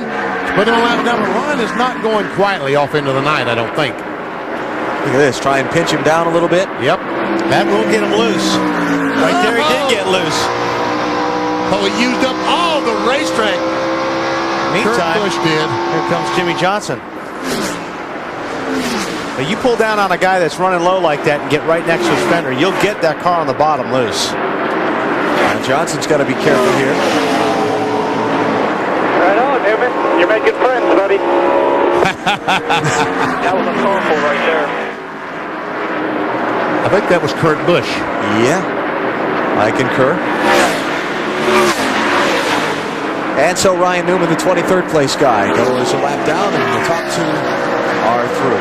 Jimmy Johnson was the championship leader, but of course was involved in the early problem with Mark Martin on the pace laps at Talladega last week. He finds himself now 3rd in the championship, 82 points behind the leaders, knowing with 6 races to go, he's going to have to be very aggressive if he's going to win the title. You're going to have to go out and race and win this championship. You're not going to be able to ride around in 10th or 15th spot and hope that people break. It's just not going to happen. So, and I think that's great. It's what the fans want to see and what I want to see as a racer. I want to go race for this championship. And last weekend was a wacky deal, and the points changed a lot. And the way this has all been going, who knows what's going to happen after the race. But you got to attack, and you've got to get maximum points every weekend. Boy, he's exactly right. You've got to race hard every single weekend till this thing's over, BP, because you can't cruise and collect on this one. Championship standings as they run in the race right now. Tony Stewart's lead starting the day was 72 on Mark Martin. Closed it up just a little bit, 15 points. As they run now. Jimmy Johnson running 2nd. Let's see, who else we got there? Stewart is 6th, Martin is 7th, Rusty Wallace is 4th. And so far, the one today that's on the bad end of the stick is Ryan Newman, who we just saw getting lapped. He's back in 23rd. Rusty Wallace, the 2 car, has been caught by Jeff Gordon in 24. Rusty's running right on the bottom of the racetrack in 3 and 4, and Jeff rim riding up on top. Dave, what's going on with the 2 car? It's going to be interesting to see what they do for this next adjustment because Rusty radioed just after the start of the run. It's a little too loose, but we'll be okay. Now, just 2 laps ago, he radioed in, it's getting tight now. So Rusty's not happy with this car at this point as Jeff Gordon tries to make the pass, guys. Well, Rusty's going to back off and let him go. He's going to back off and let him go. There you go. I thought so. We're talking about Rusty?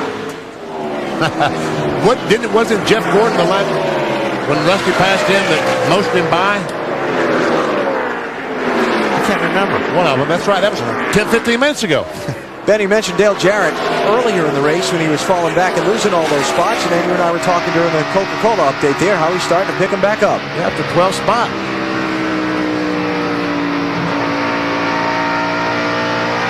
And he's running about the same speed as the leader, maybe a tenth of a second slower, but a pretty competitive speed to Kurt Busch.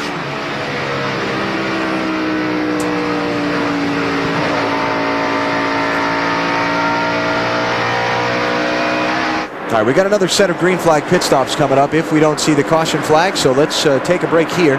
Come back and get you set for the action on pit road. Kurt Busch is the leader, 0.4 of a second up on Jimmy Johnson. 223 laps to go at Charlotte. NBC tonight, check out what many are calling one of the season's best new shows. It's Boomtown, 10, 9 Central, NBC tonight. Man, that looked like that would hurt rolling over the hood of that car. Who was? I'll leave a mark. Don't ask me. Whatever the question is, just don't ask me. Kurt Busch is the race leader.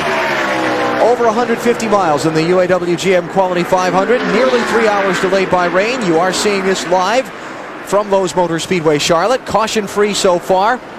Tony Stewart led the opening 16 laps. Jimmy Johnson went out in front at lap 17, and except for green flag pit stops, he led until lap 86 when Kurt Busch went out in front. Pit stops, Matt. Well, the 12 car is in, Alan. He was trying to stay on the lead lap. He said his car was just tight at both ends, off turn 2 and especially off turn 4. Robert Bensfield to the left on the left front. They made an air pressure adjustment, 14.8 seconds. They stuck a piece of tape on the grill trying to get a little more water temperature and get a little bit more downforce on that car. That's what the white strip is they just applied during that pit stop. You think that's going to stay there? No. I see the bottom looped up, so I don't know how long that's going to stay there. We'll watch that. Generally, if you read the directions on the thing of tape or adhesive, they say to clean the surface first. Yeah, see right at the bottom there? See it's flipped up? Yeah. That'll probably peel off, but we'll see. We'll see how good a tape that is. And speaking of peeling off, onboard cameras, the sponsors put the decals around them to make sure you know what car you're on. This was Dale Jr.'s roof cam a little bit ago. Yeah, that used to say Bud, but it says nothing now. Bye-bye. Bye-bye. But they've still got the one on the dashboard inside. No wind in there. Very nice. Where's Junior running? Junior's running in the 10th spot now. About 17 seconds behind Kurt Busch. Kurt talking to his crew a little while ago about what they want to do on this upcoming pit stop. I like the way the car builds as far as air pressure. The right side's built more than the left, and it levels the car out as we run. All right, you want to just drop that track bar a little bit, Kurt? See if that snuck up at the beginning. If we do anything, let's just lower the rear as a fuzz. Just enough to tell. Don't tell me. What do you say? Don't tell me? Don't tell me. We don't want to know as a driver. Yeah. Jimmy Johnson on pit road, the 48 car. Bill, coming to you. And that's a long trip down pit road for Jimmy Johnson. His car's been just a little bit tight, so they're going to put in one round of wedge to help him. Jimmy had a great run here in May. We talked about throughout the afternoon how he overshot his pit stop on one of those critical stops. Good stop this time. They reminded him to put it right on the sign, and he did. Right side tires going on. They make the chassis adjustment. Shane Parsnow and company around to the left side. There's the crew cam looking at the left front coming off. Left front going on. Tighten those lugs. Then Jimmy Johnson on his way. Wow. Good pit stop. Great pit stop. I tell you, they didn't give Shane much time. Marty 22 car. Ward Burton's MVP. He is tight, very tight. They did make a track bar adjustment. He thought he lost a wheel weight on the right front tire. Had a vibration that entire run. The vibration going down the highway at 55 is bad, much less 180 on the racetrack.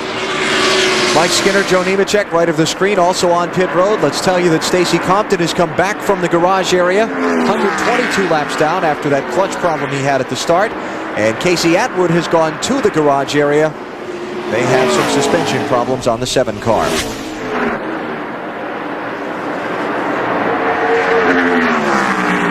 Kurt Busch, is he coming in this time? Well, not by going to the outside of Kenny Wallace, he isn't. Dale Jarrett is, though. Jarrett's in along with Bill Elliott, Ricky Rudd, Steve Park, Brett Bodine, Kevin Harvick. How about Dale Jarrett's stop, Bill?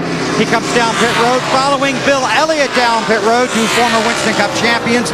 The thing with the 88 car is that it gets tighter as they go along. In fact, his teammate Ricky Rudd, who's also in his pit stall, has said halfway through this run, his car gets tight. So they'll try and make an air pressure adjustment on the 88 and then send those guys all back out. Snyder. Jeff Gordon is in, Bill. He said this thing just will not turn. It is extremely tight for the reigning Winston Cup champion. They take a pound out of the right front tire. They also made a track bar adjustment. Big weekend for these guys. They lost 92 points last week, Bill. This will be very interesting on Tony Stewart. They talked about raising the track bar, and that's what they're going to do. They also talked about taking a spring rubber out of the left rear. Let's see if they do that. They're not going to do it because his car is so tight. Can't take that time under green. Tony Stewart's on his way, follows Gordon off pit road. Junior's already made a wedge adjustment. His car is just loose. Strangely, it's been loose throughout the day. The only car really having that problem. He's got fuel, an adjustment, and on his way. Kurt Busch still leading, has not come in yet. He was one of the last to pit on the previous set of stops. Drivers in white on the ticker at the top of the screen. Those who've not yet come in on this round of green flag pit stops. Those who've stopped, their names will change to yellow, like Mikey Waltrip. Who's in the pits right now, changing 4 tires and good to go. Dave? Rusty Wallace is in. He doesn't have Jimmy Spencer to get around this time, so a smooth entry. They're taking some wedge out of the left rear. His car, remember, got a little bit tight near the end of the run. They talked about making further adjustments. Rusty said, no, let's just do this right now and not tile ourselves out. Great stop for the 2 team. Not good enough for the BP Challenge, but good enough for Rusty compared to Jimmy Johnson and the other guys that have stopped. BP Challenge got to make a pit stop under 13 seconds. Get into Benny's pocket. $700 if they can do it. All right, let's watch Jamie McMurray come down. Can his guys do a pit stop 13 seconds or under? I doubt it because you got to fill the tank up with fuel. And let's see how much of that brake dust comes off that right front tire. We showed that after the first stop. Let's see if he's still leaning on him. All right. Oh, yeah. Still a lot of brake dust. Leaders in the pits. Well, then he gives up the lead first. Kurt Busch was saying his car was just way too free, and then he looked up on the board and said, well, I guess we are the leader. The car's not that bad. First, they're going to go track bar, and then they were going to go air pressure on the left side. Then they decided just to do a right side air pressure, and then they finally decided not to do any adjustments at all. Just 4 tires. 13.9 seconds. Great pit stop for Kurt Busch. Sean Parker, that entire crew. Matt Kenseth is the leader. Mark Martin is second. The Roush-Gutierrez having a very fine day. Yes, they are. And, you know, Bill Weber was talking about the spring rubbers. He put these rubbers in the springs, and that's kind of an adjustment you do during a pit stop. But the problem is, if you do it under a green BP, it's tough to get those out sometimes. Obviously, the 97 car didn't make any adjustments, and that was a quick stop. If they were going to take a spring rubber out of a different car like Rusty Wallace or something like that, it cost you 3 or 4 seconds. That's right. And right now, they just can't afford that 3 or 4 seconds that it would take. You see, Dale Earnhardt Jr., I guess he is a lap down, has made a pit stop. Right, he's already come in, so that's why he is a lap down to Kenseth.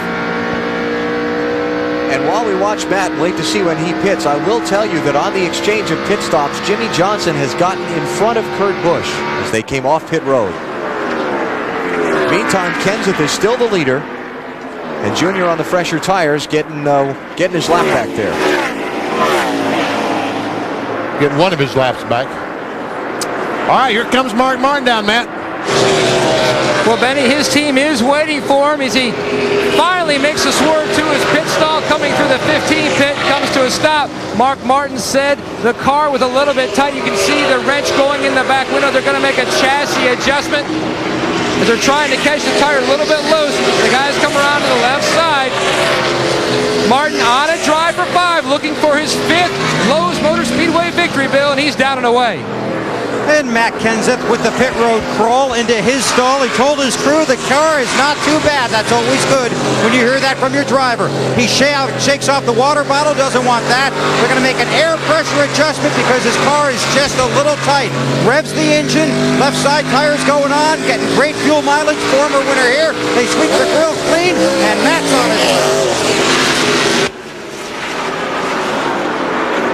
Sporty stop there by Kenseth's team, the defending pit crew champions in the annual competition that comes up in a few weeks at Rockingham. It was a very good pit stop. And Matt will rejoin the chase. He just ran 67 laps between pit stops. And we are now at 200 miles in the UAW-GM Quality 500. There's your new leader, Jimmy Johnson's crew. Got him out with the race lead over Kurt Busch by about a 2-second gap. You're watching NASCAR on NBC. Back at Charlotte under caution for a Bill Elliott problem that dropped debris on the racetrack. Some of the leaders are on pit road. Matt Kenseth has stayed out. Matt? Al, the 97 is in. This will just be a quick gas and go. The car was a little free. A close call on exit to Bill.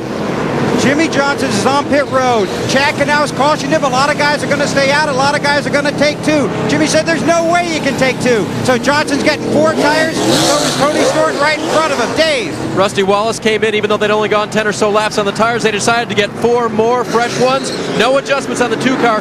He wanted the windshield clean, but they've not been allowed the extra man over the wall to do that yet. So he said, leave it alone. Pit's strategy roulette there, and some guys staying out, some guys getting 2, some 4. Marty, what about Jeff Gordon? Well, in that roulette, Will Allen, Jeff Gordon was one of the few cars, I think, that took 4 tires, actually. He said, I need more of what you're giving me. We're almost too good at the beginning of a run. We're giving up too much at the end of the runs. He was a little bit too tight. They took a pound out of both left side tires, and they added a rubber to the right rear. We talked about how you can do that. This caution helped this team out because they had the time to put that rubber in the right rear. Should make him a little bit looser. Now, what put us under the yellow flag? I said debris from Bill Elliott's car. Look at the right side of that thing. Yeah, he had a tire come apart. And, we talk about how much damage. And Bill is going the wrong way down pit road.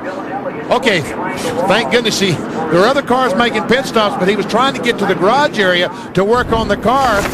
And here's what happened to the right rear. Looks like the tire goes down getting in, and then it finally comes apart. And as it comes apart, you can just see it's just like a conveyor belt whipping around right here. Knocks the side windows out of the car, so they have a lot of work to do before NASCAR will let them be back on the racetrack. As a matter of fact, when Kenseth, the leader, goes by, the right window's going to come out. It came out as Kenseth went by. Here's another shot. Just blows right in front of Matt Kenseth. It just destroyed the right side of that car. And NASCAR will not let him race on the track, will not let him be on the racetrack without that right window in. Dale Earnhardt Jr. on pit road making a chassis adjustment, starts to leave, and Bill Elliott pulls right in front of him, almost making contact with Jr. A bad lap for Ray Evernham's teams. While Bill Elliott was having that problem, Jeremy Mayfield just went to the garage in the 19 car. So we'll try and find out what happened there. Cars that did not pit. Matt Kenseth, Bobby Labonte, Mark Martin, Michael Waltrip, Jeff Burton. They are now the top 5. Then Kurt Busch and the other leaders who did pit go from 6th on back. So first yellow flag of the UAW-GM Quality 500 from Lowe's Motor Speedway, Charlotte in North Carolina.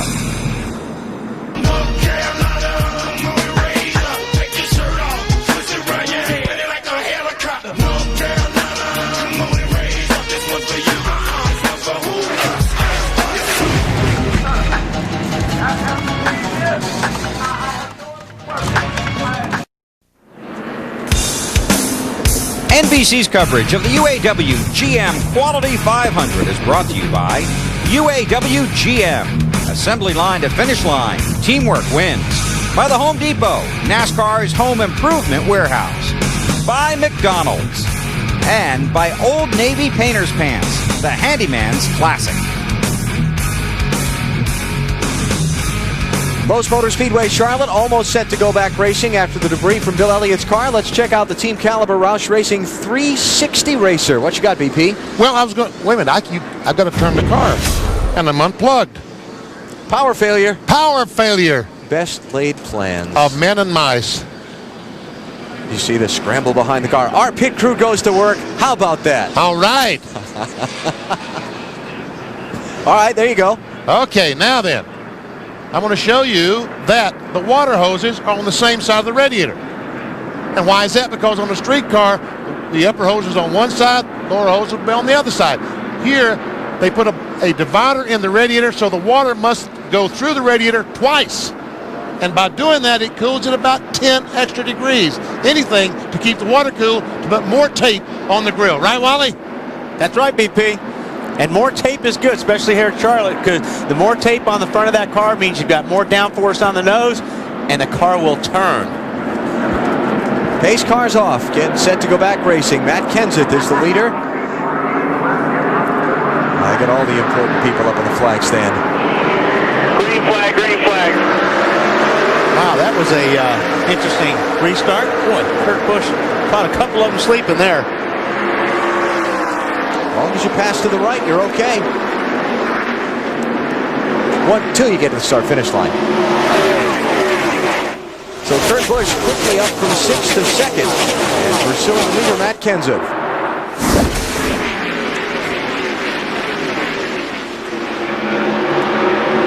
Wow, a little team thing going on here. The radio traffic from the pit road inspector up to the control tower. The crew chief on the 17 was questioning that restart. His teammate is the one behind him, the 97, that got the big jump. Well, everyone wants everything to be fair and square, right, Wally? Wait a minute, how can you question the restart when you're the leader? Well, he was thinking them down. He was thinking the 97 car had jumped. I'll tell you what, the 17 car's bottoming out pretty good going in turn 3. You know, I'll just bet that Bill Weber will follow up with Robbie Reiser for us, and we'll talk about it here in just a minute. How's that? Sounds fair to me. All right. Hey, if these guys are down low and you've got room against the wall, hey, that's free passing. Matt Kenseth leads. The blue car right behind him is Jerry Nadeau, the 44. He is the first car one lap down in 23rd place. And check it out. All the Roushketeers in the top 10. First, second, fifth, and seventh. Boy, Matt got a good break, and Kurt and Bobby Labonte, because all these guys behind him are fighting this lap traffic, and they're having a hard time getting around them. Meantime, these guys are single file, and they're driving away. If we were at Talladega, we'd be saying we have a 5-car breakaway. And a huge pack of cars behind them. There they are. That's a mess. Yeah, a couple of them were 3 wide going into turn 1 there. I thought we were going to have another caution after not having one for, 700 miles of racing? Well, we're not done yet. That's right. We did not have a caution flag at Talladega. Had one near the end of the race at Kansas and a couple hundred miles here. So over 700 miles of racing without a caution flag. Tony Stewart, Rusty Wallace, a couple of the guys who stopped and took 4 tires on that caution, shuffled back into traffic a little bit. Tony is 9th. Rusty is 8th. Jeff Gordon just behind them in 10th. Remember that 5 guys didn't pit on that yellow. Kenseth, Bobby Labonte, Mark Martin, Michael Waltrip, and Jeff Burton all stayed out. And you saw that Mark Martin jumped up to second in the point standings if the race were to end now, but it's not going to. And Kurt Busch trying to take over that second spot. How about the 18 car moving back around him? Regaining one of the spots lost on that little restart shuffle. 21 car, Elliott Sadler. On board with him, second car 1 lap down. He's in 24th place. I need to mention, too, that Ryan Newman got his lap back coming to the caution flag. What happened? Ryan Newman stopped about 15 laps before the caution flag came out. and we all saw him get lapped on the racetrack. But with those 4 fresh tires on the racetrack, he was able to make up enough time. When the caution flag came out, he was in front of the leaders. And they never got a chance to use their fresh tires to make up the advantage on him. Napa Field summary, 5 different drivers have traded the lead 9 times today. Jimmy Johnson has led the most laps so far, 66 laps. Kurt Busch for 46. Caution up in turn 4. Hermie Sadler. Looks like the engine might have expired. And those guys just about had it all sorted out, single file wise. Now they got to do it all over again. And Jerry Nadeau, the 44, trying his best to get a lap back. Is Kansas going to allow him to do it? Looks that way. Big break for Nadeau. Big break. All right, he's the only one. Elliott Sadler in the red car can't get around the leader. Back to the caution flag. Now, talk about the restart before. Watch Kurt Busch in the yellow car. Not even in the frame yet. Well, it looks like the green flag was waving because these guys were accelerating, so I would say that's fair. Well, now the restart point where the leaders are supposed to be is not. You'll see the red lines on the left wall. Watch them. They haven't come up yet. And right there. Yep. Yeah, but it depends if the flag's waving. If the flag's waving, he could go. If the flag was waving, he could go. So we don't have that in the frame, but it's pretty darn close. Bill? Hi. Checking in on Robbie Reiser a second ago. But they were just questioning when the 97 made his move, if they'd made it to the restart point or not. And NASCAR's response to them, you're the 17 car, you are leading, aren't you? But what they talked about was getting to that point that you and Wally were just looking at there on the wall before you make your move. And apparently NASCAR felt he was there and the flag was out. Oh, that's exactly right, Bill. If the flag was waving and my spotter's yelling green, I'm in the gas. Okay, let's take a look here. Here's a great shot. Here's the flagger. I think that was game. That flag was flying when he pulled out, so he did the right thing. There you go. Caught him sleeping. And the rule is the race is restarted by the leader in the vicinity of the double red lines on the outside wall. Here comes Earnhardt Jr., Bill. Yeah, and he slides to a stop. Very nicely done, too. His car is so loose, he said he can't hang on to it. Sometimes he gets in the gas, he just wants to slide out from underneath him. Air pressure adjustment, big wedge adjustment on the right side. They'll come around to the left side. Earnhardt Jr. actually had a long conversation with his crew under the caution period before we just went back to green about what to do to the car and what it's like when it runs well here. So they're going to try and get it to that position. He leads the parade off pit road. Earnhardt Jr., Ryan Newman, Jamie McMurray, Ken Schrader, Joe Nemechek, Kevin Harvick, Ward Burton, Ricky Craven, and Jerry Nadeau, the lead lap cars that pitted here under this caution flag. Yellow's out. We'll take a break. You're watching NASCAR on NBC. NASCAR on NBC continues next weekend with a doubleheader. Saturday, the NASCAR Busch Series on the 3/4-mile short track in Memphis at 2 Eastern Time. And next Sunday, Old Navy presents the Old Dominion 500 from Martinsville, Virginia. Noon Eastern. NASCAR on NBC. It's a nice little half-mile short track fender bending fest, too. Oh, man. And it's a terrible, tough racetrack mechanically. Everything takes a beating. The engine, the gear, the brakes, the bodies, and the drivers. You know, and it's a half-mile racetrack, but it is so physically demanding. Yeah, you're standing on the gas, standing on the brakes, standing on the gas, standing on the brakes for 500 times. More than that. That would be 1,000. You got to do it twice. I knew the mathematician would bring it up. All right, gonna go green next time. Remember the last restart? Jimmy Johnson and his crew chief had a little discussion about that. They're supposed to be mandating this jumping the start deal, and the damn 97 passed 6 cars before they even got to the start-finish line. The green was out. I would have done it too, but Rusty was blocking the end of the fence. We would have had a bunch of them. There you go. He was saying that Kurt was justified in doing that because the green flag was in fact out. Now let's watch this time. I bet you'll see these guys up against the wall a little bit closer this time on the restart. They're not going to give anybody an opportunity to pass them on the right. They're also worried about guys hanging back there, Wally, and that came up in the drivers' meeting too. Yeah, the last couple of weeks that has. Yeah, they brought that up yesterday in our drivers' meeting, that if you did it you were going to get in a lot of trouble for it. Like being black flagged. Like being black flagged. Yeah, they don't want you hanging back trying to get a running start at the guys that are going slower ahead of you. So see, now when you're up on the high line, what you want to do is you want to move up against the wall so the guy behind you can't pass you on the right side. All right, let's watch for that restart point again and see what happens this time. See, they're a little bit closer to the wall this time. But they still keep diving down, so. Not yet. Green flag.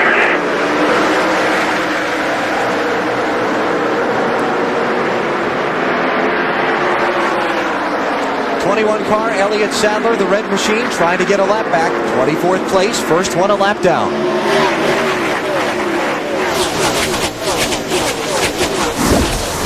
By the way, I talked about Jeremy Mayfield going to the garage area earlier. At the same time, Bill Elliott had his problems. Broken gear.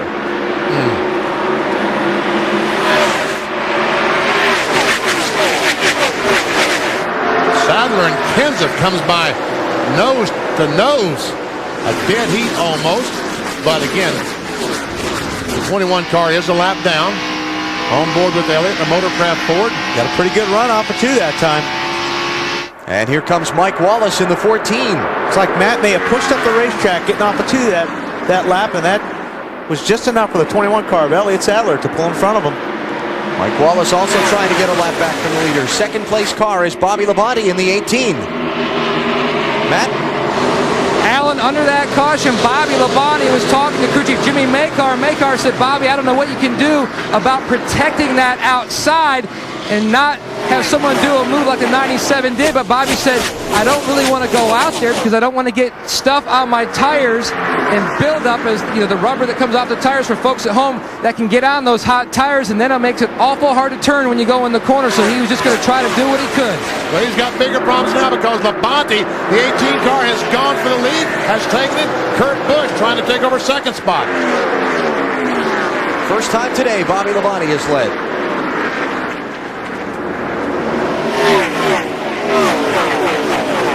Got to be impressed with that 97 car in these middle stages of the race, BP. Strong machine. Very, very strong. I talked to Jimmy Finning this morning, and I asked him how the car was. He said, it's almost perfect. Just maybe 1 or 2 little adjustments. And I'm going to say almost perfect. Fits it pretty well. And he looks like he could drive where he wants. He runs a high line, runs a low line. He's fast both places. He's almost in the lead. He's second now. 0.6 of a second behind Bobby Labonte is Kurt Busch, then Matt Kenseth in third, and Michael Waltrip there in fourth. And those cars getting some track position by not stopping a couple of cautions ago. And we had all the quick yellows in a row. Great run for Mikey in the 15 Napa car. Here we go. Tony Stewart, Todd Bodine battle for the 5th position. And they're stacked up behind them. Rusty Wallace, Jeff Burton, Mark Martin, all racing for that spot.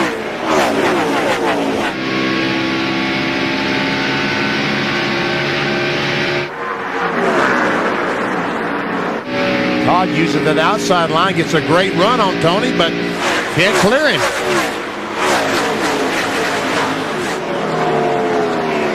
Tony, the NASCAR Winston Cup Championship leader, entering the race today.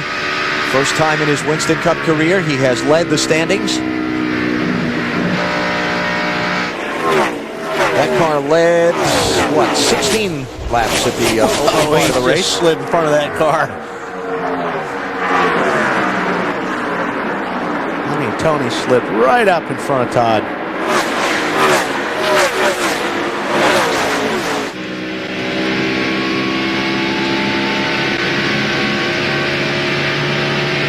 Here comes Rusty. Hey, look at that. Tony's up in the high lane.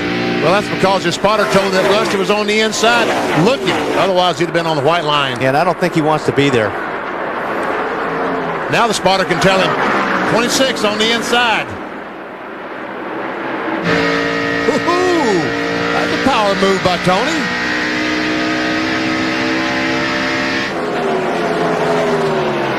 In on the outside. Second place, Matt Kenseth trying to get back around Kurt Busch. Mission accomplished.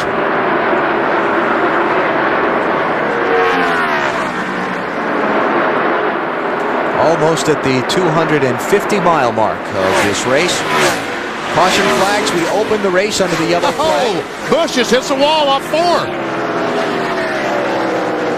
One of those wallet down back brushes with a wall, but easy to do. Easy to do. As long as you hit it easy enough, it won't hurt your car. Now some scratches on it, but shouldn't really affect much. Couldn't tell. I was just saw the concrete fly. Couldn't tell what kind of impact he had. And Kurt Busch's car, all of a sudden, he started to struggle with this car. That's okay. Yep. We can still read Sharpie.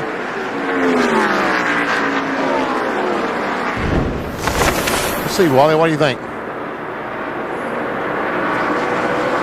Oh, that was an easy hit. Just a grazing. Just a touch. That doesn't even count. Okay. Well, I saw concrete fly. So. You did? Yeah. Just a grazing. Yeah.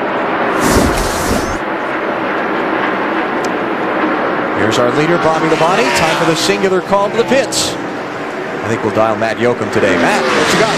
Well, Alan, back like the fall of 2000 when Bobby Labonte won this race. Back out front, Jimmy Makar, you last pitted at lap 132. What's the game plan now? Well, right now, we got the car pretty good. We've been working on it since the beginning of the race. It's been too tight.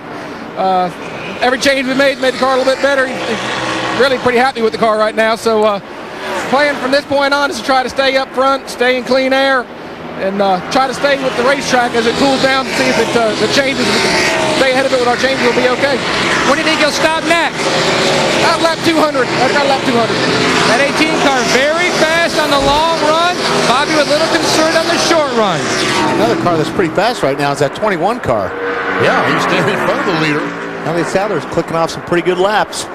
Talked to Elliott down in the garage area Thursday. He said this is a brand new race car that the Wood brothers have brought. He said this probably is the best race car they've ever had for him. He was delighted with this thing. Spent some time with Bobby Labonte on Friday evening, and for a guy who by his standards has struggled this season, just the lone victory in Martinsville, and in fact from Martinsville for all summer long, they never even had a top 10 finish. He's very excited about things they've got going on at Joe Gibbs Racing, preparing for next season. They made the announcement they're going to put Jimmy Makar into the front office in a team manager's role, looking for a new crew chief for Bobby. They're switching to Chevrolet for next season. They've added engineering help. They've really got a lot of things going on that he seems to be very excited about moving forward.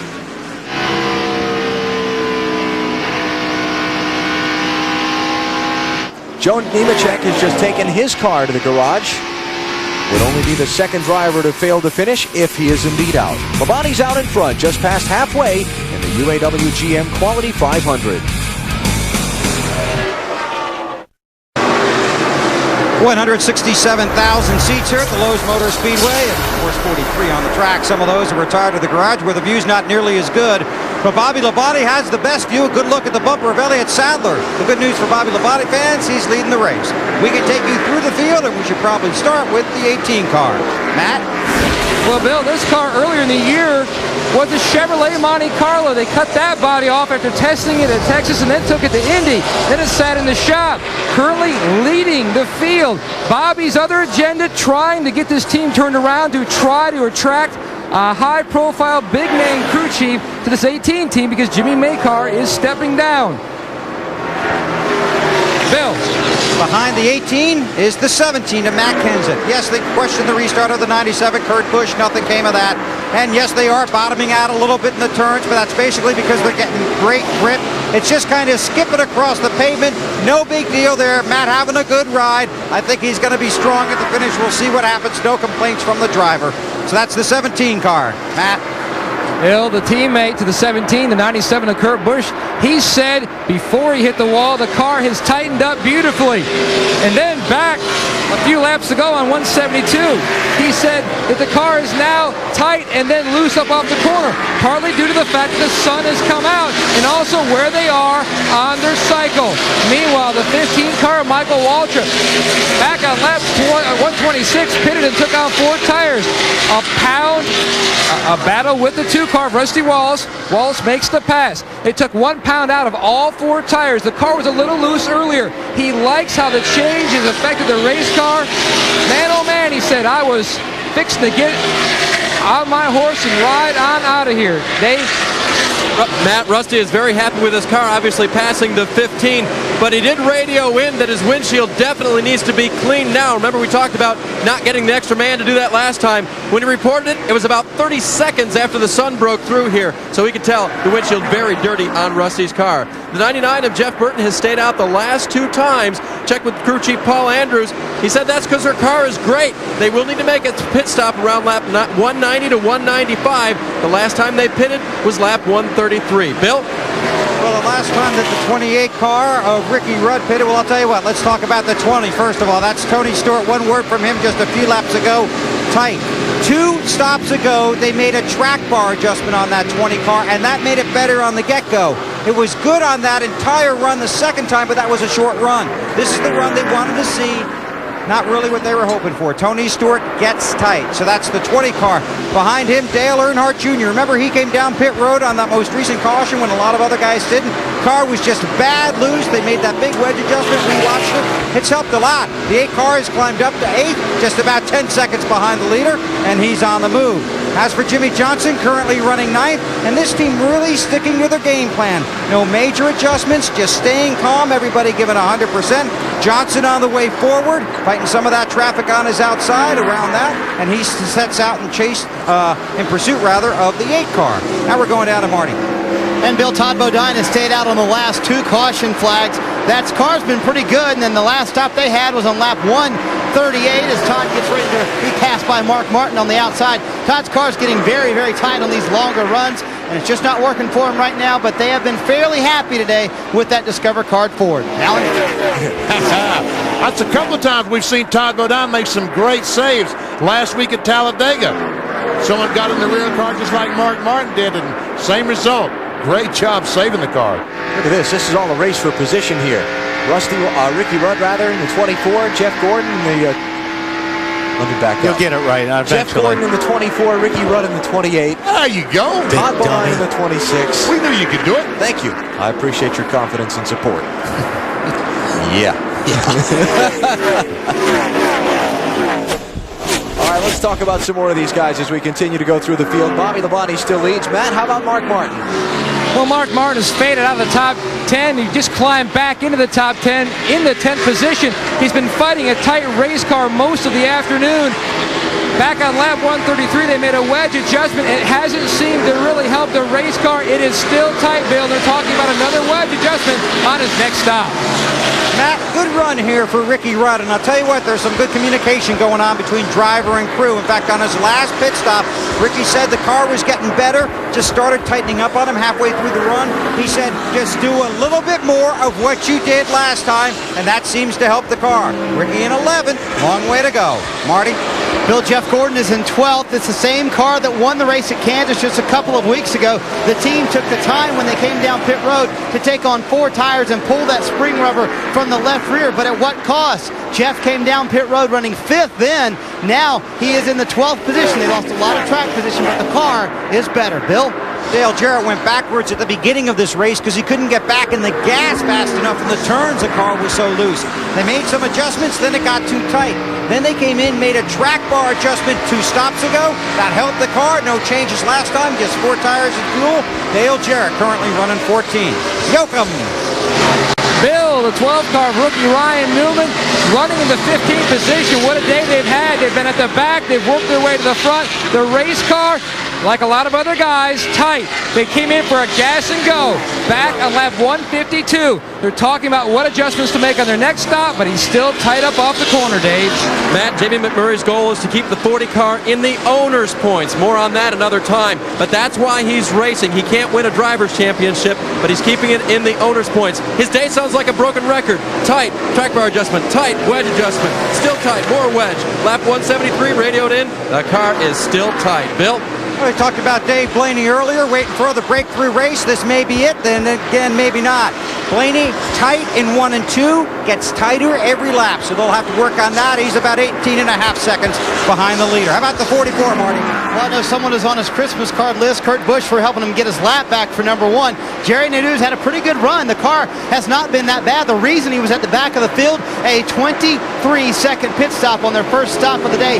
That got him back there, but the car's not been too bad. They tested Atlanta earlier this week. Really helped out here, Dave. The car pumpkin has not been the great pumpkin so far for Kevin Harvick. Early on, he radioed in that he had no front grip. Recently, he's radioed in that he has no rear grip. This thing is really acting like a bad squash right now. Marty?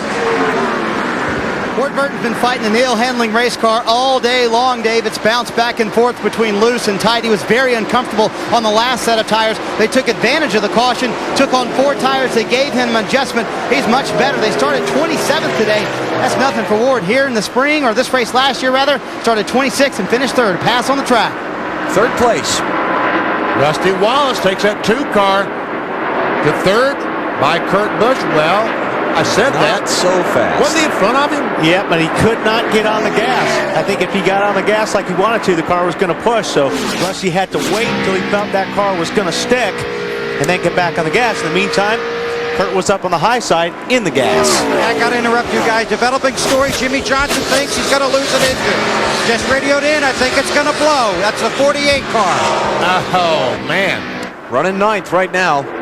But what's that tight, guys? Joe Nemechek went to the garage. Engine failure on the 25 car. First of the Hendrick cars to go out of the race. Remember last week, all 6 cars in the Talladega race went out with engine failure. Benny showed you what happened to them. Except the vibration, and it does it through the corner. Don't go on the straightaway. It's this time. It's this time. Hit this. Keep this rhythm. We got to stay out. I was going to say, I wouldn't want to be coming in. In case the vibration is not an engine. I don't want you to bite your ass out there. I'm just concerned that it might be a loose wheel. And I think that's the concern down here too, Benny. Maybe he just felt that vibration, thought it was in the engine compartment. Well, you know, Bill, they're only, what, 9 laps from lap 200. There's some guys going to start to come in at lap 200 for pit stops, right? That's right, because there are about 8 cars here out of sequence with the rest of the field. And if they stop at 200, well, it's going to be close to make it the rest of the way. Then they got to run. Well, 67 and 67. Yeah. And I'm not sure he can. Some cars can, but... All right, we're up against time. We need to take a commercial break. Something happens to Jimmy Johnson. We'll break out of the commercials, cut back to it live for you. Bobby Labonte leads, coming up on 300 miles here at Lowe's Motor Speedway, Charlotte.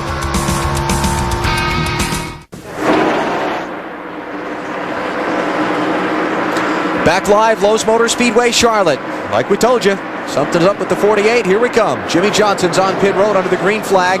Just a moment ago, Matt Kenseth was on pit road under the green flag. We'll follow the Kenseth story in a minute. First, Bill, how about Jimmy Johnson? Well, we're going to find out exactly what the problem is coming down pit road. They're going to change 4 tires. The lefts look okay. Can't see the right side. They got a wedge wrench in there to make a wedge adjustment, trying to loosen that car up a little bit. These cars getting tighter as the race goes along. Around to the left side, it's a 4-tire stop under green. This puts him out of sequence with the rest of the field. He needs this race to stay green, but if it's just a tire and not a motor, that's much better. Well, he's got a problem, Bill. If it stays green, I'm not sure he can make it the rest of the way on another stop. Yeah, but if the caution comes out, he's really going to be in trouble.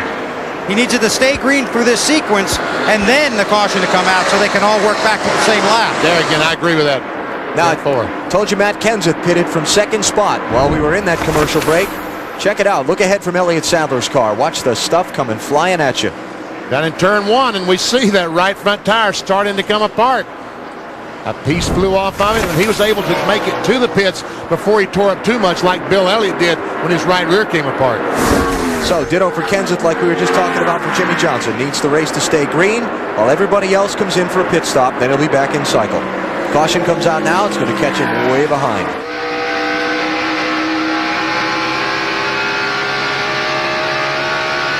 And speaking of that cycle of stops, Leader Bobby Labonte last pitted at 131, so it's not going to be all that long before we see him in. Maybe another 5-6 laps.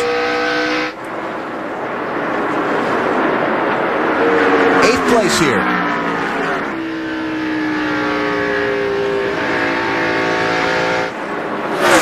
If you still feel that vibration, we're going to have to bring it in and fix it. If you still feel it, we're going to have to bring it in and fix it.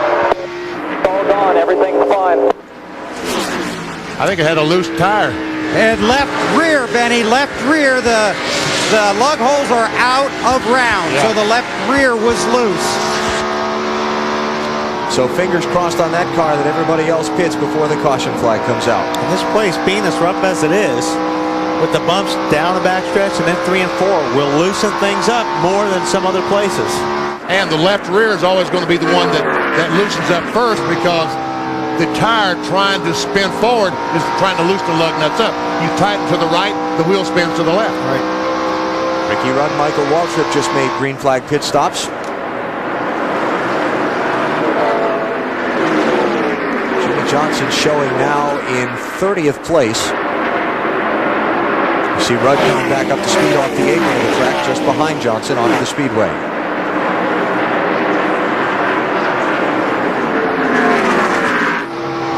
So the strange twists of tail that has been the chase for the NASCAR Winston Cup Championship takes another little diversion here in Charlotte today, for the 48 car anyway. But as you talked about just a moment ago, if we can get to all the other cars making their pit stops and go through the entire cycle, and then the caution flag come out, these guys will be okay. Other thing where it may complicate life for the 48 car is fuel mileage. If the race goes green from here to the finish, then he's in trouble, because he's got to stop twice more, where most cars will only stop once.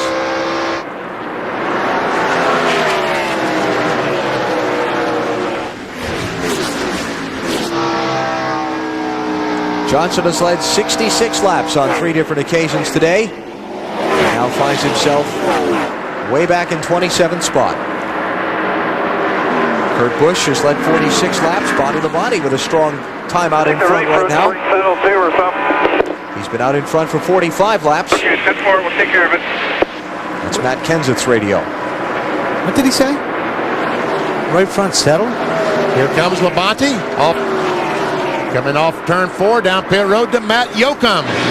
Well, Benny, when was the last time you heard Bobby Labonte say, "I don't need anything, just 4 tires"? It's been a long time. Bobby Labonte having a great day. It's exactly what they're going to do. They're not going to make any adjustments to the Interstate Batteries Pontiac, which will become a Chevrolet next year. Peter Gillen reaching for the second can of gas as Todd Meredith comes around and grabs the left front.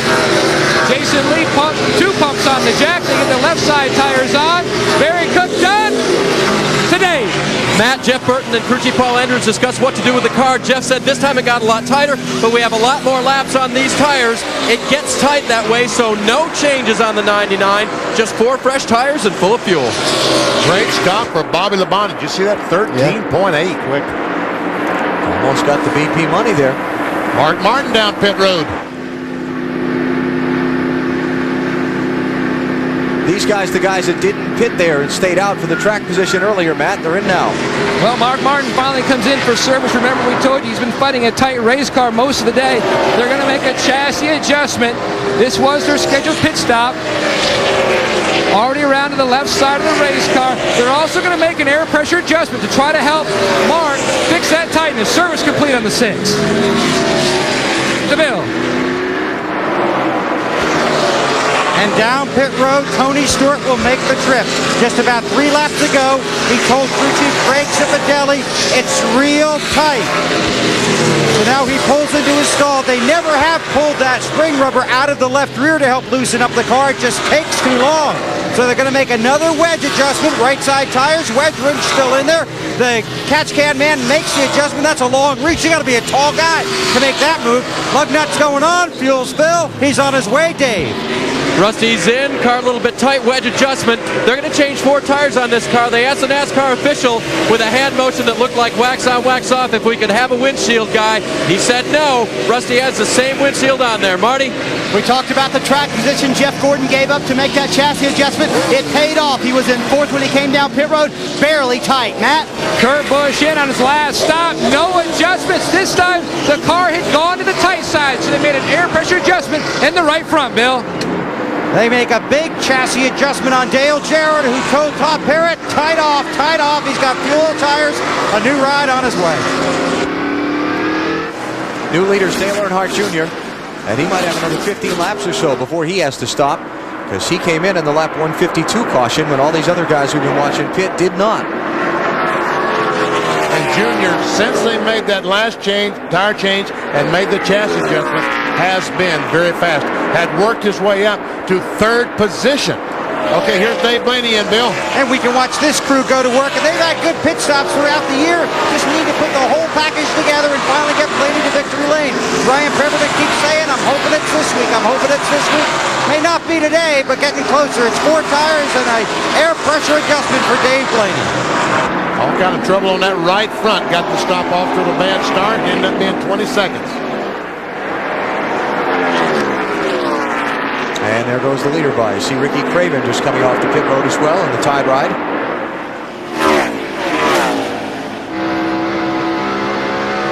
I see Junior down the backstretch, 8,500, almost 9,000 RPMs. Down to around 7,000 in the middle of the corner as he goes by Kenny Wallace.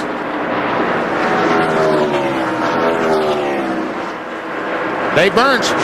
And Kevin Harvick is in pumpkin. They are going to make a chassis adjustment wedge on the left rear. They're going to change 4 tires. Crewman trips on the way around, but picks himself back up and goes for the left rear. Continues the stop and is going to get Kevin out of here in good shape. Smoking those tires. Marty?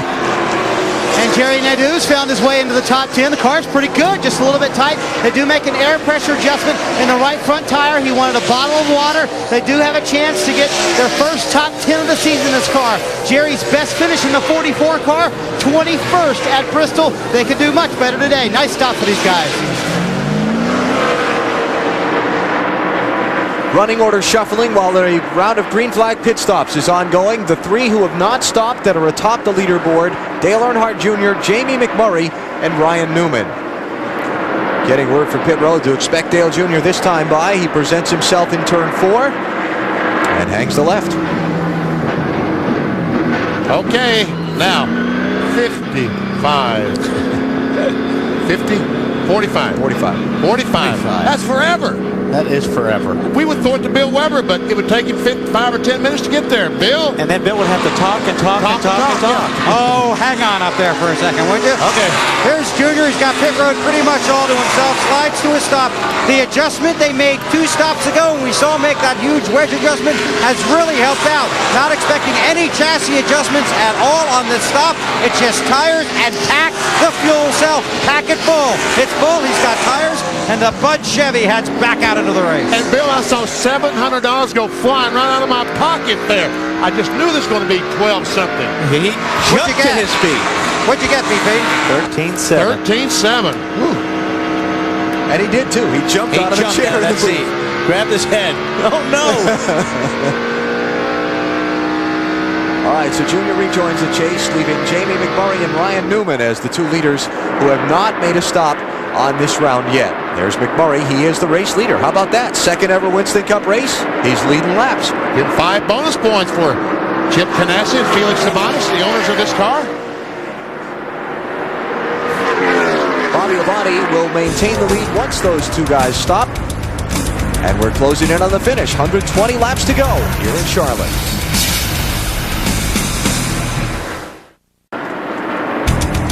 Saturday, October 26th on NBC, it's the Breeders' Cup World Thoroughbred Championships. 8 stakes races from Arlington Park in Chicago, including Kentucky Derby and Preakness winner War Emblem. Coming up in 2 weeks, the World Thoroughbred Championships on NBC. Cycle of pit stops has been completed. Ryan Newman and Jamie McMurray both came in, so Bobby Labonte is back out in front. How about this? Last 10 races here at Lowe's Motor Speedway for Bobby Labonte, 7 top 5 finishes. Not too shabby. All right, Jamie McMurray just made his pit stop, Dave. And it was a really good pit stop, Benny. They got in and out very quickly, changing 4 tires, filling it full of fuel, and they went up on the track bar. Now, Jamie radioed in this time that the car was not tight like it was last time, but to kind of stay with the track, as it may tighten up later today, they went ahead and made that track bar adjustment just to keep up. Coors Pit Summary. How they came in and how they left.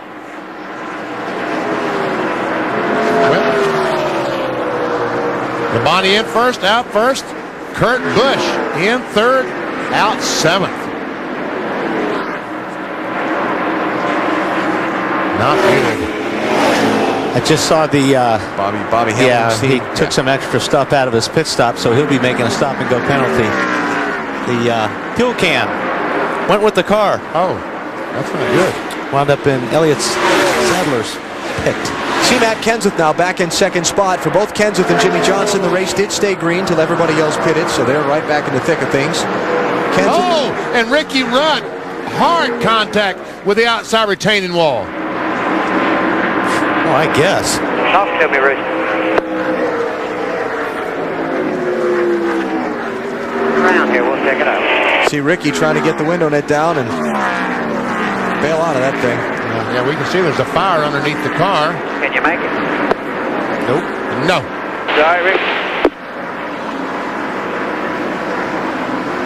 There he's talking there a minute ago about that. Rick Cordell, the spotter, telling Michael McSwain that he was talking a moment ago. Looks like might have blew a tire, Raymond. See if we can tell what happened to Ricky Rudd to cause this hard crash. You heard what they were talking about? Yeah. Oh, yeah. Definitely a tire went down. Let's see if he did blow a tire. And Michael McSwain just saw that replay and said, yeah, I would say he blew a tire. I agree with you, Michael.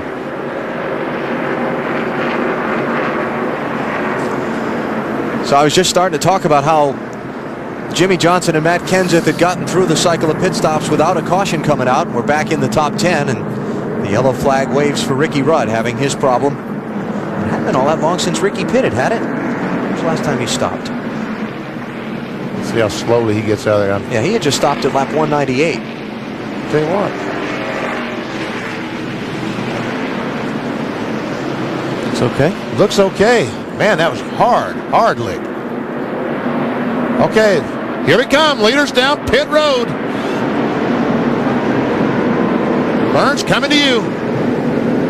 Rusty's coming in. The car reported a little bit loose at lap 215. He said that round of wedge you took out, put it back in. It made me too loose. They will take on 4 fresh tires and get it full of fuel. Matt? Dave, Peter Rabbit, Peter Jellin, the gas man and truck driver, backed up the wedge adjustment they made on their last stop. Bobby Labonte, this caution came at a great time because this set of tires, he felt like it just didn't feel great to him. He was going to back off, Bill. Matt Kenseth said the car is good, but he finally complained about it bottoming out, so they went up a half pound on all tires to try and help that. I see the numbers spinning there, and as we follow the guys in the triple box, that kind of is affected by where your pit box is versus the start-finish line. Rusty lost a bunch of spots, stopping shy of the start-finish line, and then gained them back when he passed all those other cars. About the 24, Marty. Yeah, Alan, Jeff Gordon came down pit road running 10th. He said, we were not bad on that last run. The track is really coming to us tonight. 16.1 on the stop. 4 tires, no changes, and a bottle of water for Jeff Gordon. So Bobby Labonte is going to hang on to the lead, winning the race off of pit road. Hoping to pick up his second victory of the 2002 NASCAR Winston Cup season. Hoping his Pontiac gives him a little magic carpet ride tonight.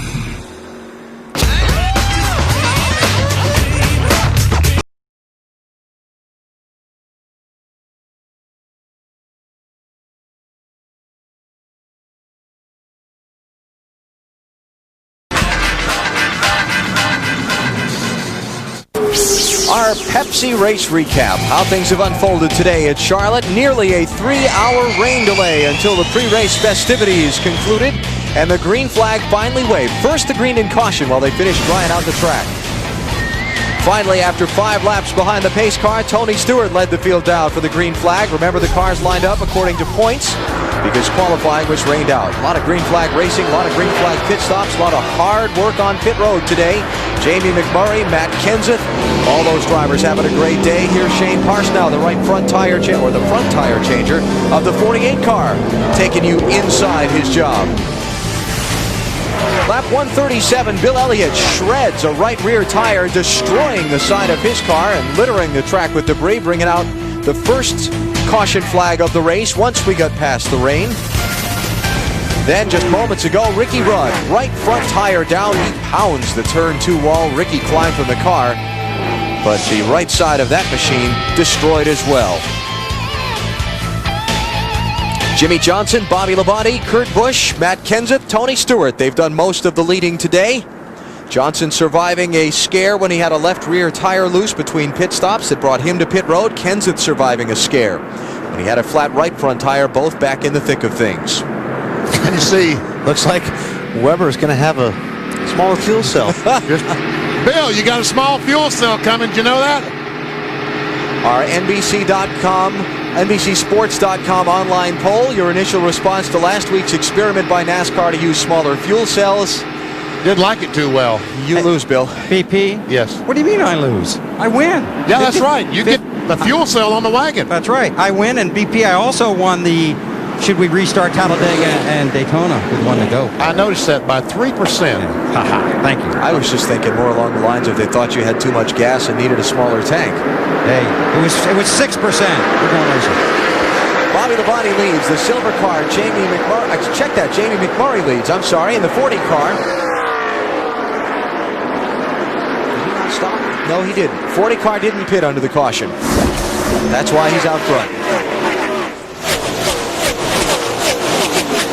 Remember, McMurray was one of the last ones to stop under the green flag, so it's only been 10 laps since he was on pit road anyway.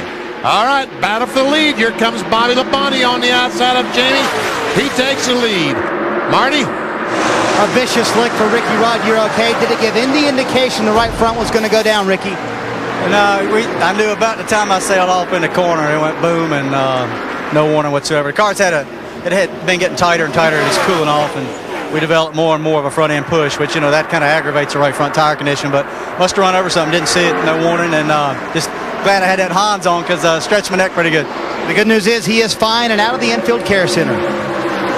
Look at the rookie. All right, I said Labonte had taken the lead before Marty talked to Ricky Rudd. Guess what? He didn't take the lead. As a matter of fact, Jimmy McMurray still has it. Here goes Jimmy Spencer. Oh, big trouble on the front stretch.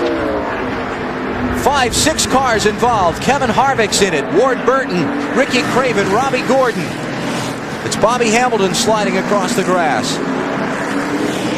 And still others. Oh, one car on fire down in turn 1. It was Craven's car. The fire's extinguished itself. Here comes Ryan Newman, the 12 car, getting in the lap back. Here comes the 21, 77, all these cars. Jimmy Spencer getting in the lap back. Now slow down, guys. A lot of debris, a lot of wrecked race cars. There you go. Ward Burton's car all torn up. 22 in front of you. Brett Bodine got a piece of it.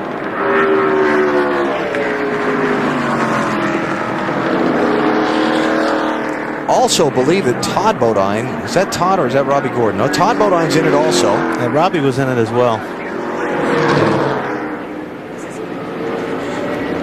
Todd Bodine, Jeff Green, Robbie Gordon. Look at the spring underneath the fuel cell. Yeah, rear spring laying underneath the fuel cell there. All right, what happened? When you see springs lit on the racetrack, that means something bad happened. Hard hit. They come off the corner, 3 wide. Ward Burton, Kyle Petty get together. They got in the grass. Yep. Whoever that was. Todd Bodine got that left side tires in the grass like we talked about earlier. You don't want to do because it's so wet down there. And it shot him right back up the racetrack into traffic. Watch here. Yeah, I kind of got the end of it there. Or after he's already been in the grass. And white car on the outside, Jeff Green. And Harvick takes some air here. And the 44 car, Jerry Nadeau, down through the grass. I'm surprised he didn't get stuck there as muddy as it was. I think he had momentum on his side.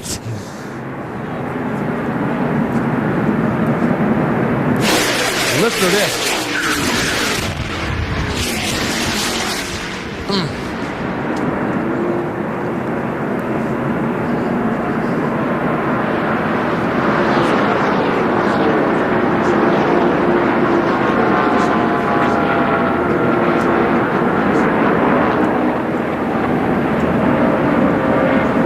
What a mess. Here's the first look at it again, where you just see Todd Bodine's left side tires nip that grass. Remember all the rain we had today, the 3-hour delay? Right here, watch. He hits the grass, the car slides up into traffic.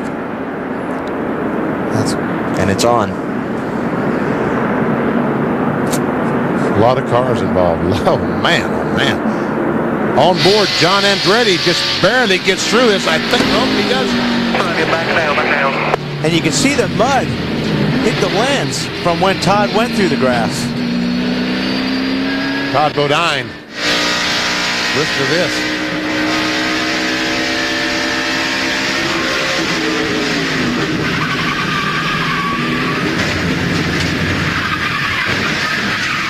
Marty, you going to talk to Jeff Green?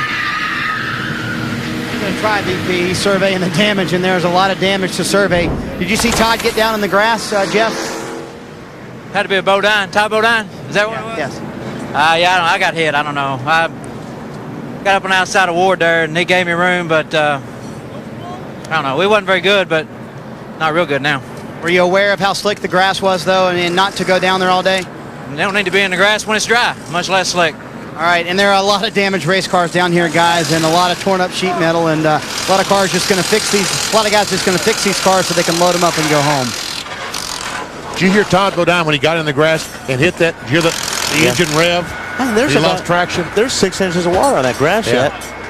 But I mean, that happens all the time in these races here with that double dogleg. Guys clip that grass with those left side wheels. Yeah, you can do it when it's dry. You just can't do it when there's water in it. As soon as you get water on that left rear tire, like Benny said, that's it. A couple inches on the wrong side of things for Todd Bodine, and now 10 cars involved in this melee across the start-finish line at Charlotte. Under caution, 102 laps to go. We'll be back.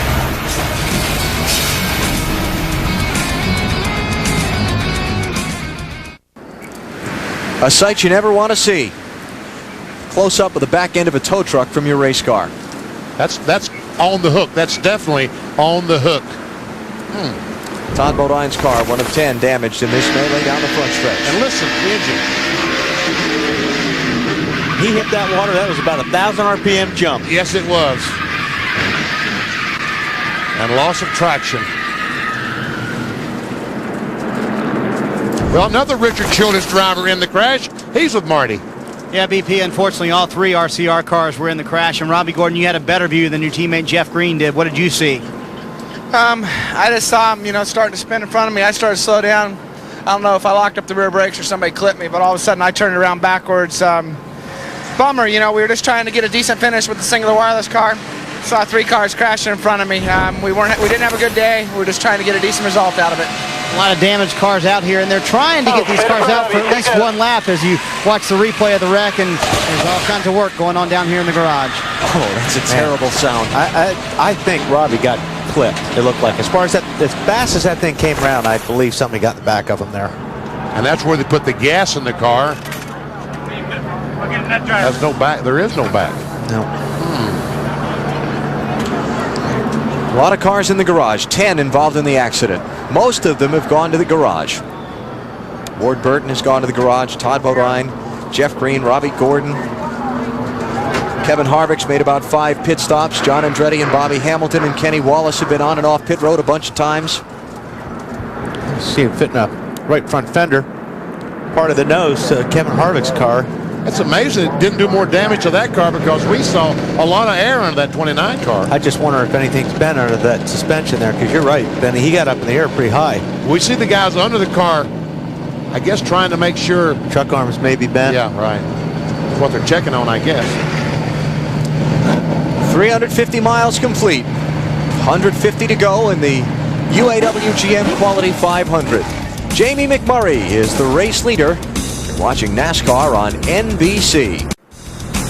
Welcome back to the Lowe's Motor Speedway. 237 laps on the board. Jamie McMurray leading. We are under caution because of a wreck involving several race cars. Todd Bodine is back from the Infield Care Center. Many people are placing the blame squarely on your shoulders, Todd. What was your standpoint of what happened? Yeah, I figured I'd get blamed. I'm usually a scapegoat. You know, it was my fault, obviously. I was on the grass. We come off of 4. Ward and Jeff slowed up. I don't know why, if Ward was going to push into Jeff or what was going on. I had such a run going, I was either going to run in the back of Ward or turn underneath him. There was no way I was going to slow down. I didn't want to do it. I mean, I had no choice. And, you know, I hate it for everybody involved. I hate it for Discover Card Ford and the guys. We had a good race car. The set of tires right before this set wasn't that good, and we backed up a little bit, but we had a good race car. And, you know, I know I'm going to get the blame. You know, I think it's one of those racing deals, and I don't think anybody else is going to see it that way. At 165 miles an hour, how cognizant are you of that grass down there knowing that it's wet? Well, I know it's wet. I got pushed down there once already today before that. And, you know it's slick. You know it's there. And you don't want to run through it. It's obviously not as good as asphalt. But I had no choice. When they jacked up and slowed up, I had to go around them. I was going to run in the back of Ward if I didn't. All right, his car severely damaged, sits in the garage, but Todd has come from the Infield Care Center, and he is fine. 10 cars involved in the wreck. And the attrition list grows quickly. And that's a very not happy young man. Very, very sad young man. Upset. Pit road has been closed all of this time because of all the debris and the things that were at pit exit where all the cars came to rest. Now pit road is open this time. Let's see who comes in. Well, that's a good question. I think if I'd been out there running through all that debris for a couple laps, I'd be pitting for fresh tires. Yeah, you certainly. But so far, no takers. So far, no takers. That would be why I would not be a NASCAR Winston Cup crew chief. There Thank you you. go. That's some of the guys toward the back are. Mark Martin, Dale Jarrett. Junior's coming down pit road. Yeah. And some of the guys who just got their lap back coming to that caution, like Ryan Newman and Dave Blaney. Stops with 95 laps to go. Mark Martin, second in the championship standings. Ian. Right sides are on. It looks like they got the extra guy for the windshield. Mark has not led a lap yet today, so he's down 5 bonus points to Jimmy Johnson. Bill? And they do have the extra man if you need it to clean the windshield. Junior came in because his car is so loose. Got 4 tires and fuel. On the previous pit stop, Junior slid through his stall, had to back up into position, and then they did the stop. That cost him a number of positions on the track. So coming in here to try and tighten up a car that is just bad loose may not hurt them. So remember this stop as this race rolls along. Junior stopping out of sequence for fuel, tires, and to tighten it up. Yeah, that problem, Bill, dropped him from 4th to 14th when he slid through the pit.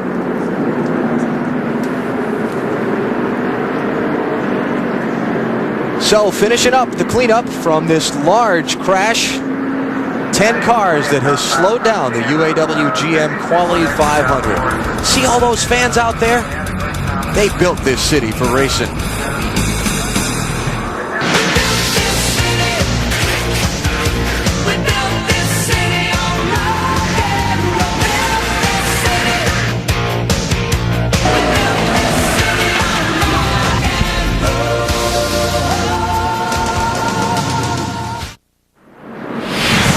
Wrangler presents 5-star finishes. Here at Charlotte, 27 car in the World 600, 1980, driven by none other than BP. One of the most exciting races I've ever seen. He and Darrell Waltrip traded the lead, what, about 15 times in the last 100 miles? At least. Hey, I didn't get to see this, check the checkered flag. What happened? The film archives weren't as extensive in 1980 as they are now. I have never seen myself take the checkered flag that day. You saw it firsthand. Or did you have your eyes closed? Well, I probably had my eyes closed, yeah. For more on Wrangler 5-star finishes, log on to NASCAR.com. I was in the grandstands for that race. It was thrilling. Took about 7.5 hours to run with rain delays and all the rest. Sounds like today. Okay. On board with, now listen to Todd Bodine when he sees those cars. This is down the backstretch. And on the outside is John Andretti and Ward Burton. That's Dale Earnhardt Jr. right in front of him. And listen when he comes off 4, when he sees those cars, how he backs off the gas.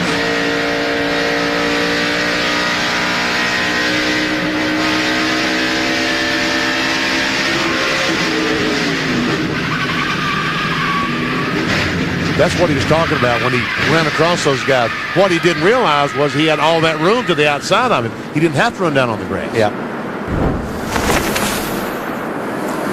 Coming to the green flag, Dave. Lee McCall is the crew chief for leader Jamie McMurray. You did a lot during that caution. You kept him loose. You instructed him on his driving line. You even talked about the 18 car going over and check his tires. What was most important for Jamie at this point? Well, right now, Jamie, the most important thing he can do is, try to stay up front and keep those guys behind him. But he's done a great job today and did everything we've asked him to do plus more. We've got a great race car. I've had great pit stops, so hopefully we can keep that thing up top 5 today. And Glover started his rain dance behind us? Yeah, I actually felt a couple of drops a while ago. Yeah, right. They hope. Well, the kid did okay restarting the race. And by the way, that was Jeff Green on the outside of Ward Burton. I keep getting him and Andretti mixed up today. Jamie McMurray leads in the 40 car. Bobby Labonte is second. The green 18 on the outside lane. Cars down on the inside are all a lap or more down. And they're about 3 wide going in the back stretch. Well, so far they made it. Oh, man. Elliott Sadler's got to have a problem there. Flat tire, maybe? He's got something wrong with it. I don't know how those guys all missed him.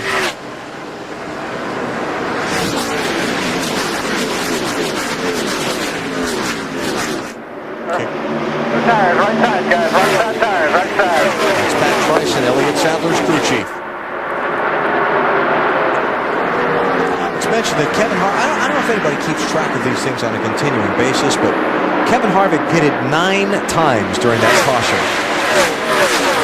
Almost sounds like it has to be some sort of record during one yellow flag, huh? Well, with all the air we saw under that 29 car, he probably could have hit it a few more times if his caution flag had if it stayed caution for a while. All the dust, the oil dry, those guys are kicking up down in turn 1. Dave, what kind of work they do on the 29 car? Just about everything you can imagine to try to make that car drivable. The motor sounded a little bit off too, so I don't know if it's going to last the entire race, but Kevin, the surviving member of the Childress team, they repaired everything they could body-wise, and then they went to check the toe in because the car wasn't tracking quite correctly after that wreck. Kept him on the lead lap. 17th place for Harvick, last on the lead lap. Jamie McMurray leads. Bobby Labonte is second. Matt Kenseth third. Tony Stewart up to fourth, and Rusty Wallace is fifth. And you've got Jeff Burton, Jeff Gordon, Kurt Busch, Michael Waltrip, and Jimmy Johnson rounding out your top 10. Then the guys who made the pit stops under this caution, headed by Dale Jr., who runs 11th. On board with Jimmy Johnson, the Lowe's car, as he tries to work his way back to the front. He and Dale Earnhardt Jr. and Jr.'s teammate Michael Waltrip. They're trying to take a 9th spot away from the 15 car Michael Waltrip here, VP. 14 car Mike Wallace. He's a lap down, 20th position.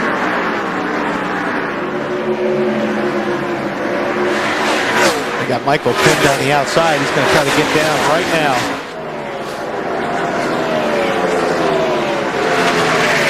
Kurt Busch led 46 laps earlier today. He's right in the thick of this, Matt. Alan, after that wreck, Kurt Busch was riding directly behind the 24, Jeff Gordon. A piece of sheet metal came out from under Gordon's car. Kurt hit it. He was concerned under that caution that might have caused a flat tire. So between the spotters, they had the 15 car, Michael Waltrip, pull up and check out Kurt's tires. They looked good to him. Fingers crossed. They seem to be okay now. What happened to Junior down in turns 1 and 2? Did they make contact? Yeah, it looked like it. Junior got right on the back of the 48 car, got the 48 a little bit loose, and it looked like Junior had to check up. Michael may have got the back of Dale Jr. So that kicks Junior back to 12th spot, allows Ryan Newman to get by him. And Mike Wallace backs off, cuts Junior brake. Let's get down to the bottom of the racetrack. 88 and 6. Jarrett and Martin, 13th and 14th. 77 of Dave Blaney, 15th. All racing for a spot.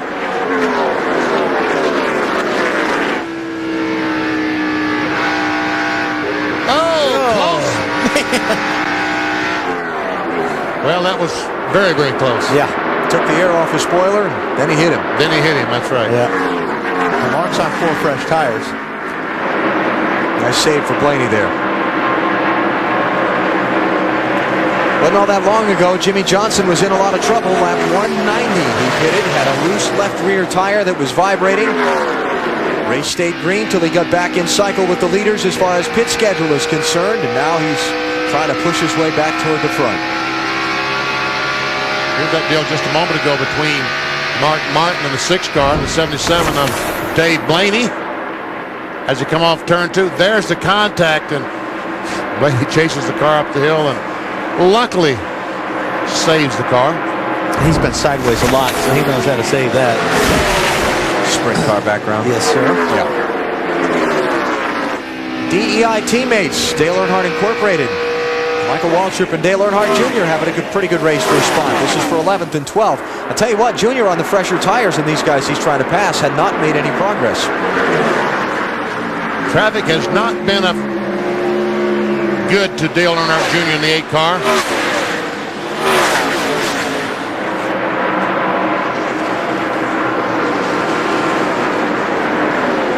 Kurt Busch, Jimmy Johnson, and Ryan Newman. They talk about the young guns of NASCAR. Here's 3 of the guys they're talking about. Bill, what are they saying in the Jimmy Johnson pit now? Well, the one thing they're really concerned about, Benny, is that right rear tire that was loose didn't do any damage. So Chad Knaus has told his driver to keep an eye on that, or actually just feel for any additional vibration. You know, Chad and Jimmy thought they had found a good luck charm. Believe it or not, they thought it was Matt Yoakum. Yoakum was in Johnson's pit for his only Busch win and for his 3 Winston Cup wins. So after that, when they found out Matt wasn't going to have their pit, they put up a picture of him. Well, they were doing okay till Dave Burns drew on the picture. Then they had trouble, but they left that race with the point lead. So ever since then, when Yoakum didn't have their pit, Chad Knaus wore Matt's NASCAR hard car. Well, about 20 minutes ago, Chad climbed off the wagon, unbuttoned his shirt, took off this hard cart and said, "You can give it back to Yoakum. He's not the good luck person we thought he was." And the 17 going behind the wall. Yeah, no luck for Matt Kenseth. Bill just turned the car into the garage, slowed down the backstretch. Blown engine, Alan, blown engine. Wow. Matt was 6th in the championship standings coming into the race, just 201 points behind leader Tony Stewart. That's going to hurt. And Kurt Busch just can't seem to find the speed that he had earlier on. As the day is wearing on, as it's getting cooler, obviously his car is not adapting well to the change in temperature. And you could see at, what are we at, 6:37 Eastern time, you see the flashes across these paint jobs of the cars. The lights are on here at this racetrack. This thing's going to end as the sun goes down.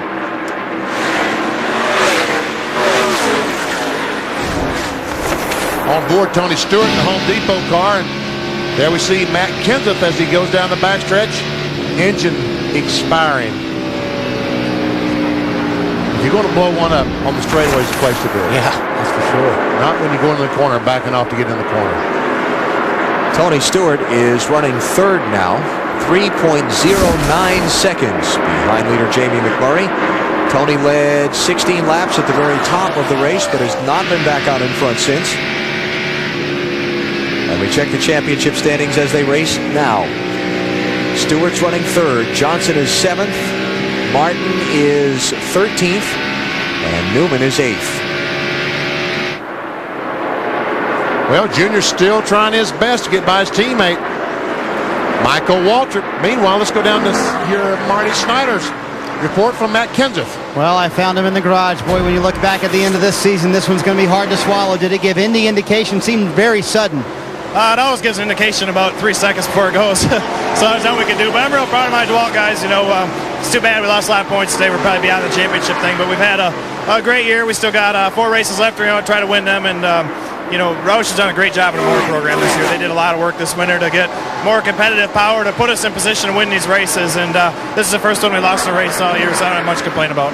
We talked about before the race how critical of a race this was for them to stay in the race for the championship. They may have lost any effort, any hope they have of winning the title this year today. Boy, Junior and Michael just having a terrific fight for this spot. Unfortunately for them, it's for 10th and 11th. Okay, Junior finally gets by Michael Waltrip and had to do it on the high side. Did not want to, I don't think, but had no choice. And he says to Michael, thanks, buddy. But still having fun. Oh, yeah. By 11. 16 lap difference in their tires. And when I talked about that Junior had the fresher tires but wasn't going anywhere, 16 laps difference.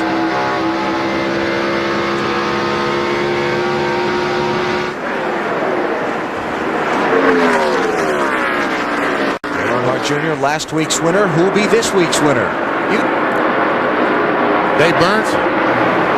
Well, BP, Jamie McMurray is in the lead in only his second NASCAR Winston Cup race. And he wasn't showing his hand earlier with this car. That's because he didn't have a hand to show. He wasn't driving the car as hard as his team knows that he could. His crew chief, Lee McCall, team manager, Tony Glover, even his spotter, Lauren Renier, watched his line and told him, Jamie, you can drive the car deeper into the corner. Jamie responded that he didn't want to make a mistake, and they told him, you can do it. So Jamie, for the first time today, is showing what this 40 car really has. It has the lead. It may not give it up. You know, guys, I was talking to Andy Graves, the team manager for Ganassi Racing this morning, and I asked him about Jamie McMurray. And, you know, I could not believe it. He said, this kid is terrific. We're getting great feedback. He knows what he wants in the race car, and he's able to tell us what the race car is doing. And here he is. It looks like Andy Graves is right on. Yeah, he's running a good line. He's running great lap times. Pretty smooth. And in only his second NASCAR Winston Cup start, if he should win, and we've still got a ways to go, a little over 100 miles. Remember who has won the earliest in their Winston Cup career? It's not been all that long ago. Well, I guess it's the 29 car that just passed Kevin Harvick. Yeah. I guess I gave it away when I used that time when he was passing him to bring it up, huh? Remember Kevin Harvick in those very dark circumstances after Dale Earnhardt passed away, stepping into that car and winning in his third time out down in Atlanta.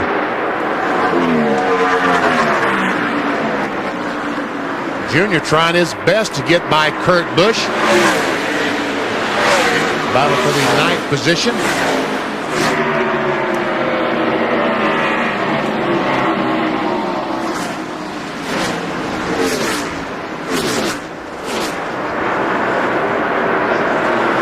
Yeah, Kurt has just lost the handle on that thing, Benny. I wonder if it has to do with the track temperature. I'm sure it's a lot cooler than when we started.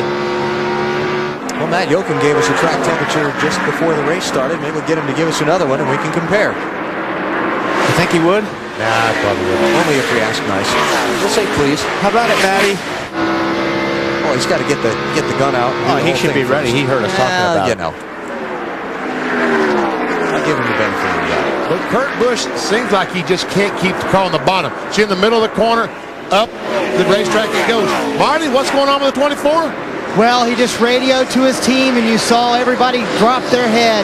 He thinks he might have an engine going bad. He said it's picked up a different sound. It could be the tailpipes. Jay Wiles has talked to his crew chief, Robbie Loomis. Jay Wiles is the engine tuner for Jeff Gordon.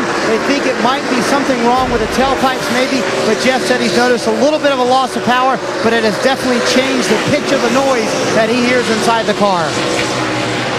And sometimes a header can crack, and it will change the noise in the car, and you will lose a little power if the things do crack.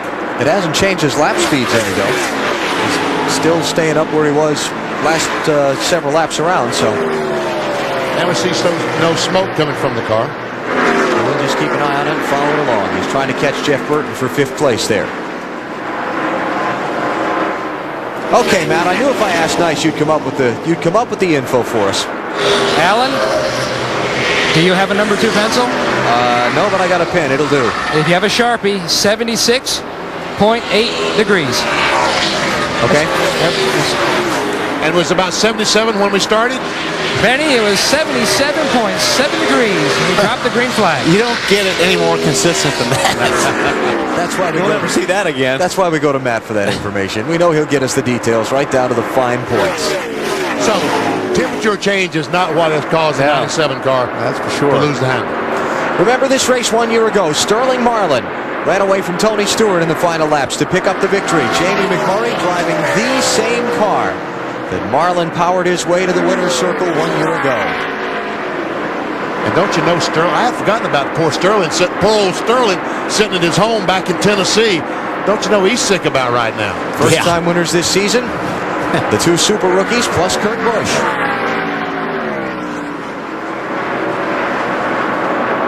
I saw Sterling here earlier this weekend. Matter of fact, Friday night, Felix Sabates, one of the co-owners of this team, has once again purchased an interest in the local minor league hockey team, Charlotte Checkers, and Sterling was down doing something between periods and dropping the ceremonial first puck and all that kind of thing. Uh-oh, the teammate to the 40 car is slow. Jimmy Spencer. See, all the lights are lit up, which means it's not running. Drive line. I put it in gear and it all doesn't slide to their tires. Temple. Shut them off. Take it to the garage. Gauges look okay? This is all still normal, 190 and 210. Water temperature is 190 and the oil is 210. That's, I don't know what happened to it. It just stuff broke, you know. I'll filter in and look at it. That was Ken Schrader's car that Spencer went by. Schrader's going to the garage. Dave? As I'm listening to the same radio transmission you are on Jimmy Spencer, it just quit running. And of course, this presents the same scenario that we're seeing with the Hendricks cars having problems. The 36 car of Kenny Schrader, which is a Hendrick customer for the motors, just blew up. Now the 41 car, teammate to the leader, Jamie McMurray, with motor problems. Could they have the same issue? Of course, don't get confused, they're not Hendrick motors, but these 2 Dodge cars are obviously having motors from the same shop. And Jimmy Spencer is no longer in this event. Dave, Schrader drove the 36 car into the garage area. I don't know. He might have an engine problem, but in fact, he drove it in. Well, we'll get a follow-up on that. Meantime, 5th place has changed hands. Jeff Gordon has passed Jeff Burton. Dave? Well, yeah, I just wanted to respond to BP there. They did say to me in the 36 pit that it was a motor issue, but like you, I see the 36 car under power now, too, going through the garage area, so we'll do a little further follow-up. I feel a road trip for Dave coming on. Yeah. Pit road back into the garage. Dave's going to explore the garage area. All right, so Jeff Gordon up to 5th.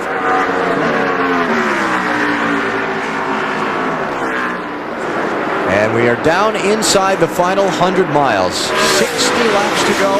Expecting some pit stops shortly. In fact, the 2nd place car is in now. Here's Bobby Labonte, Matt. And Alan, this is a little bit unscheduled. All of a sudden, the crew guys jumped up on the wall, and Bobby Labonte says, I think I've got a left front tire going down. Now remember, earlier in the race, we told you that Bobby didn't feel comfortable on a set of tires. Sure enough, the right front had been cut by almost an inch. It was losing air pressure. He caught a lucky caution. This time, though, not so lucky. Mark Armstrong hits the lugs on the left front, and he's down. And I believe the left front tire was flat. Sure looked like it, didn't it, Wally? I agree, Ben. It did look low. But he might have caught a break because I think he can make it the rest of the way without stopping again. Oh, yeah. Matt?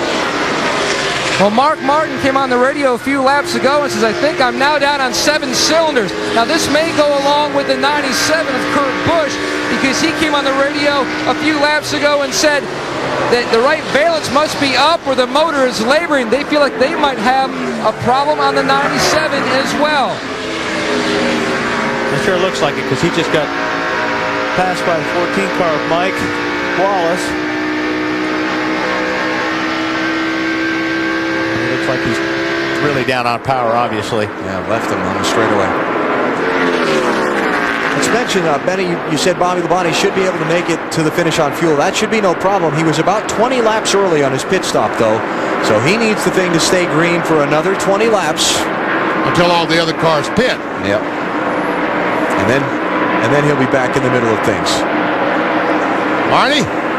Well, it is a terminal problem for Ken Schrader, and let's talk to Jeff Andrews. Randy Dorton is not here. Jeff, what's going on? The 25 lost an engine, now the 36. I'm not sure, Marty. We've got some problems here, possibly bottom end wise in both motors. This particular one here dropped a cylinder burst in the One in the 25 was just something all of a sudden, so not anything related to last weekend. We just got some other problems going on here. There is some concern about the 24 car. He said he noticed a different pitch in the engine. Is that, you know anything about that? Yeah, about 80 laps ago, we noticed on a stop that the motor kind of had a different tone. I believe they got a tailpipe problem with that car. All right, so that could be the problem for Jeff Gordon, but this is 2 of the Hendrick engines that are now done for the day. So Ken Schrader's out of the race. Jimmy Spencer's gone to the garage. Matt Kenseth is out. Todd Bodine, Robbie Gordon, Ricky Rudd, Joe Nemechek, Hermie Sadler, Stacy Compton, Jason Hutleski. A lot of attrition today. Okay, Matt, did he have a flat tire? Benny, the right front had a cut on Bobby Labonte's Pontiac. The one thing about Labonte, yes, he is running back in the 16th position. Mark Cronquist told me they were about 7 or 8 laps shy when they were going to make their scheduled stop, but they are in their window. They should be able to make it on this tank of fuel. And we can see Bobby Labonte with these 4 fresh tires is very, very fast. As a matter of fact, if the 40 car waits until he gets into his window, Labonte's probably going to be several seconds in front of him. Will he have enough time to chase him down? That's if the caution flag should come out before McMurray has to make that pit stop. Let's mention Jimmy Spencer's car is retired for the race, engine failure. Getting a report the 6 might be pushing some fluid out.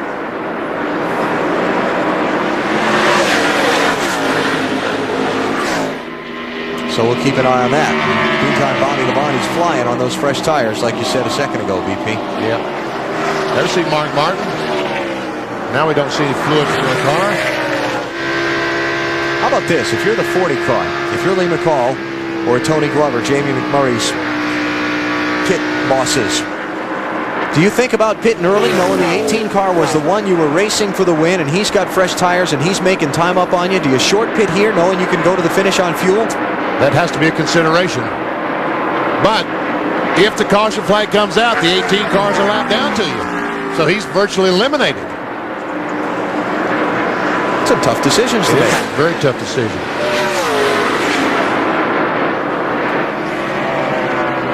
Still catching some radio traffic back and forth. We're coming. Next time by, 4 tires. Okay, Glover can't stand it anymore. He said, next time by, we're coming in.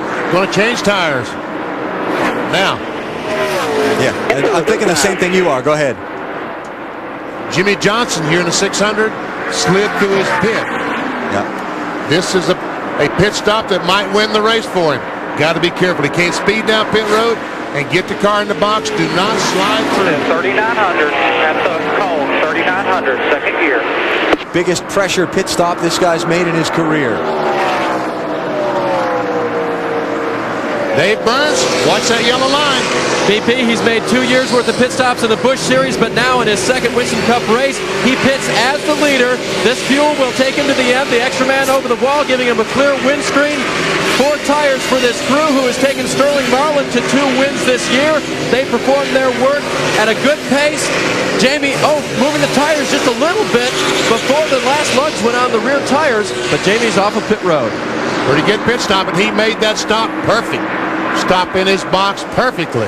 He's got to get off the rest of pit road without speeding, and it looks like he's done that and cleared himself away. There's Tony Stewart, now the race leader. Rusty Wallace is second. Meantime, watching the relative positions of McMurray and Bobby Labonte to see how they come up on the racetrack. We'll check on that in a minute. I would guess that Labonte's going to be several car lengths in front of him. No, he's behind him. Is he really? Wow. Man, that is awesome. Michael Waltrip in for a final pit stop as we watch Tony Stewart, the leader, and see how long he pushes it before he peels off and comes in.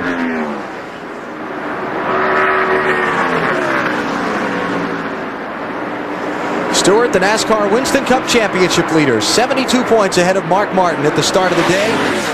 Led the first 16 laps of the race, didn't lead again until just now when Jamie McMurray went to pit road.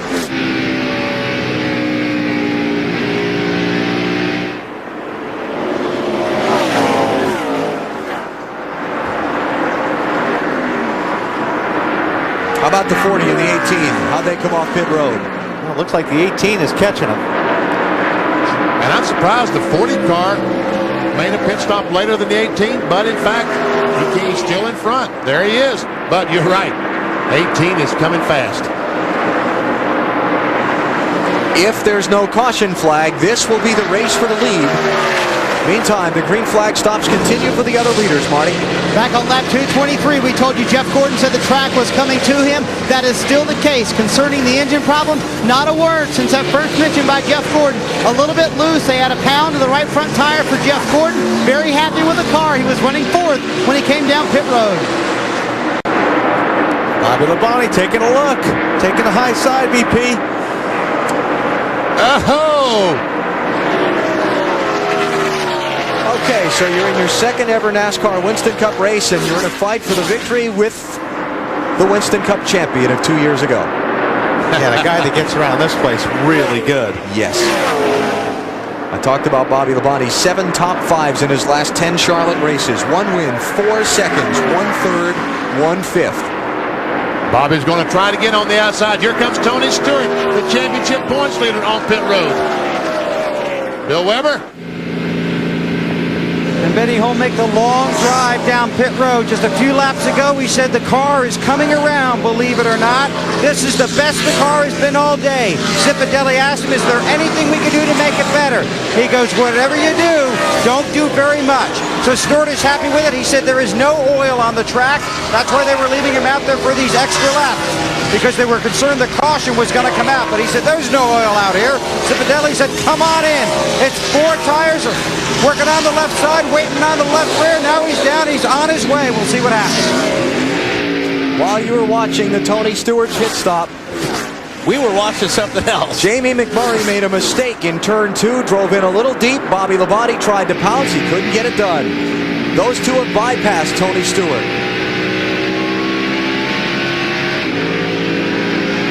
By a bunch. Ryan Newman's in.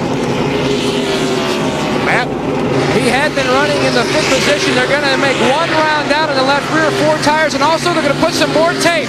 2 big pieces on the grill. The car was tight. He's felt insecure really all day on entry. They're trying to adjust that as well. Dave? Rusty Wallace in for his final stop, Matt. The car just a little bit loose right now. They're going to put a little more air pressure in the left rear tire. 4 to change, and 2 cans of fuel for Rusty, and getting him back off of pit road. He finally got the windshield screen removed last time. It's still good this time, Bill. And this is pretty routine when you're a rookie racing for the Winston Cup champion. It's a drink, a tear off from the windshield, 4 tires, 2 cans of fuel. You watch Shane Martin now. And there's Jimmy Johnson on his way.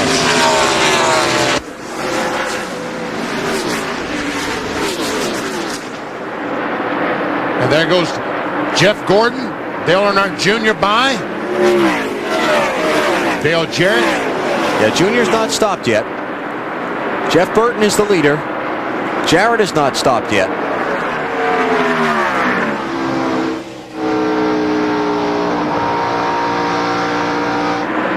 There's the leader, Jeff Burton, 99. Did I say Gordon before? I'm not paying attention to you. I don't know what you said. If I did, I'm mistaken, but that's the guy that's out front. The leader is still leading. Yeah, thank you. And right behind them comes, and here he comes off pit road, off the racetrack, on the pit road.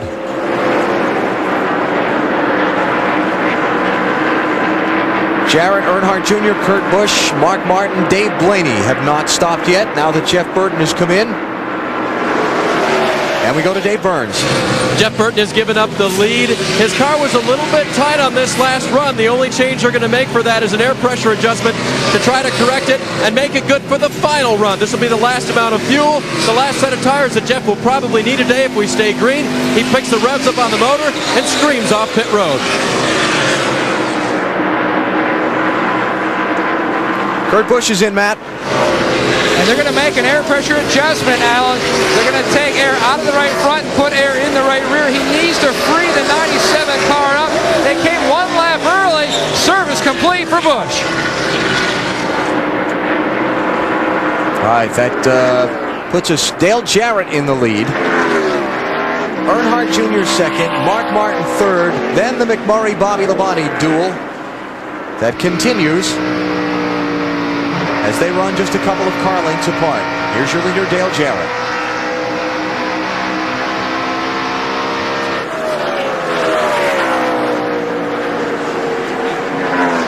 Here he goes. Labonte tries to go on the inside.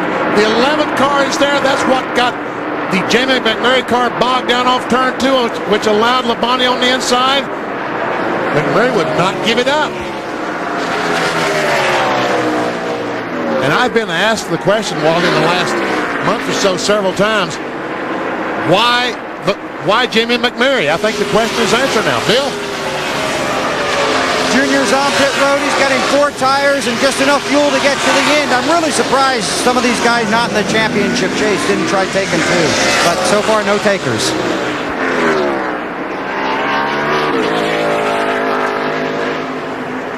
So Junior's out. That leaves Jarrett and Martin as the 2 who've not stopped in this cycle. Here comes Jarrett. Well, I thought he was going to make a pit stop. Yes, he is.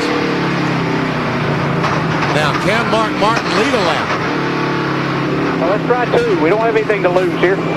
There you go. 2 tires, guys. 1 can, 2 tires, 1 can. Bill, coming down to you. 2 tires, 1 can. Okay, well, let's watch. I'm really surprised some of the other guys didn't try that. That conversation was between Todd Parrott and Dale Jarrett. Todd said 4 tires or 2, and DJ said, oh, 2 tires, we got nothing to lose. So they're waiting on fuel, drop the jack, and get going. Let's see what happens here.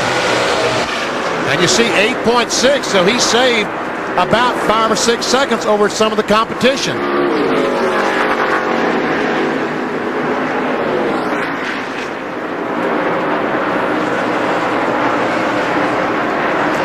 NBC is live at Lowe's Motor Speedway, Charlotte. A 3-hour rain delay before the start of today's race. American Dreams will come on tonight at 8 o'clock Eastern, 7 Central, here on NBC. If you're tuning in for Dateline, you're seeing NASCAR live in the final laps of the UAW-GM Quality 500. There's the race leader, Mark Martin, Batesville, Arkansas, in the 6 car. He is second in the NASCAR Winston Cup Championship. He still has to make a final pit stop, though.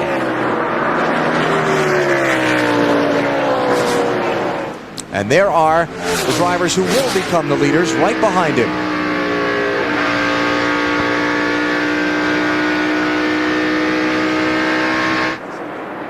Now, we talked about earlier Jamie McMurray making a little mistake in 1 and 2, approaching some lap traffic, and Bobby Labonte getting a shot at him. Here it is. I guess that's the 43 car, the 30 car. I really can't tell them apart. In fact, the 43. That's Labonte gets up on the outside, and they go through the corner. McMurray on the inside, Labonte on the outside. How about that, huh? Bobby hasn't given up, but obviously Jamie's car is getting through the corners just a little bit better because Bobby he can only get to him when McMurray slows up in lap traffic. They're pretty equal otherwise, is what it appears to me. And McMurray is keeping that car right on the bottom of the track. What a story this could be. Oh, wow. A 26-year-old driver making only his second NASCAR Winston Cup start. Can he pull off the upset special of the weekend? And he's only making the start because the primary driver, Sterling Marlin, is injured. 30 laps to go. Back for what should be some final dramatic moments in this race as we take our final commercial break. You're watching NASCAR on NBC. NBC tonight, 8/7 Central, American Dreams.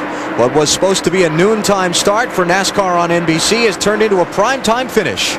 You're watching from Lowe's Motor Speedway, Charlotte, as Jamie McMurray, a 26-year-old rookie from Joplin, Missouri, tries to pick up his first NASCAR Winston Cup win in only his second start. Driving the car that Sterling Marlin used to lead the NASCAR Winston Cup Championship for most of the season. Marlin, the Nashville, Tennessee area veteran, injured in a hard crash at Kansas a couple of weeks ago, discovered to have a broken bone in his neck, out for the season. McMurray, appointed to drive a 3rd car for the Chip Ganassi team next season, took over the ride to get a little head start on his rookie training. and he could wind up with a victory today. He has been most impressive today. He's got the pressure of having the 2000 NASCAR Winston Cup champion right behind him, not only here in these final laps, but on a couple of restarts earlier. And it's critical that he gets a good start, which he does. Leaves Labonte struggling with the lap traffic, not once, but twice. And therefore, we appoint the Autotrader.com move of the race, or we point the Autotrader.com move of the race thus far in the direction of Jamie McMurray. 21 laps to go. What must be going through his mind right now? Cannot imagine. Just in his second race. Last driver to win in his second career start, 1960. That was a day or two ago. I wasn't born yet. A lot of races, a lot of miles have been run since then. Yeah, right. I know. What was it? 1961. All right, let's see. Tony Stewart. Fastest of the top 3 cars. How about that? 3rd, 4th, and 5th faster than 1st and 2nd. But they've got a lot of distance to make up. Tony Stewart, about 2.5 seconds. Now they're going to run up. These leaders are on a big pack of lap traffic here over the next few laps. Could be Bobby Labonte's opportunity to pounce. Obviously, McMurray's car driving just a little bit better than Labonte's Joe Gibbs machine is, the 18 car. Will the rookie make a mistake in traffic? Can the former champion take advantage? Easily through the first car, the 43 of John Andretti. And everybody looks like they're laying over, so doesn't look like they'll have too much trouble.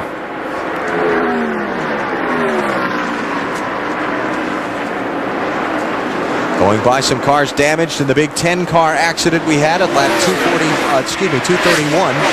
Bobby Hamilton and Ward Burton, 55 and 22, involved in that big melee. Well, that time Labonte gained a 1/4 second by working the traffic a little bit better. Now they've got clean racetrack for the next couple of laps.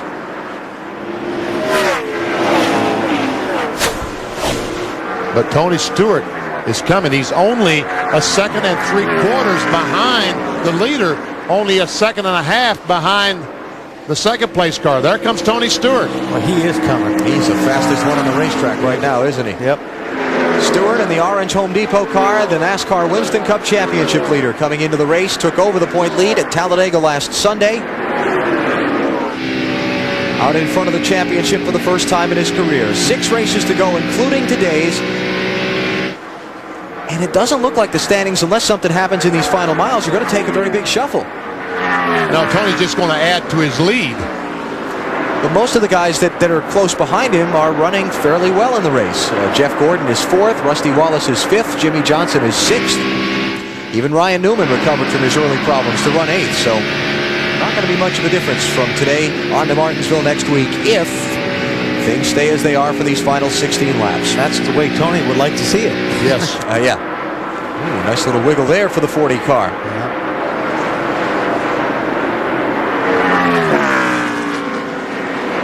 Last time by Tony Stewart, a 2 1/4 behind the leader.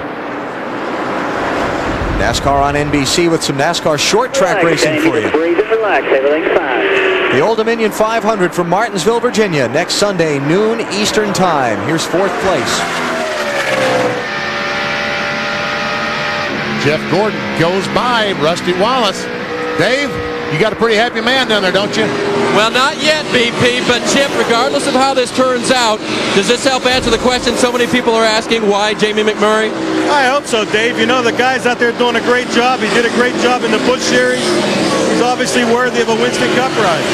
What was the main thing you saw in him, Chip? Well, you know, Dave, it's one thing and one thing only. You know, all these guys today are fast, and he's got great communication skills, but most of all, he's got a good heart. And that may be what I saw the first time I met Jamie at a racetrack in a Craftsman Truck Series. He was running for a modestly funded team, and he gave that team their best qualifying performance ever, and they said, we've got a kid here. I didn't believe him then. I really believe him now. Getting closer. Getting closer. Both Joe Gibbs cars getting closer and closer to Jamie McMurray. Bobby Labonte trying to pick up his second win of the season. He won at Martinsville, Virginia back in mid-April. Tony Stewart looking for his fourth victory of the season to go with wins at Atlanta, Richmond, and on the road course at Watkins Glen. Time's running out.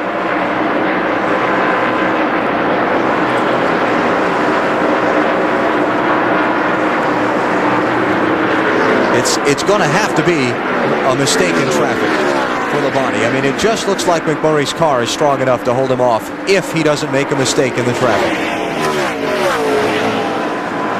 But now he's starting to run across some faster race cars.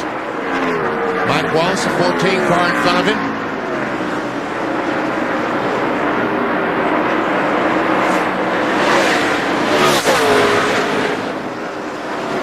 Wallace up high, giving the leaders room.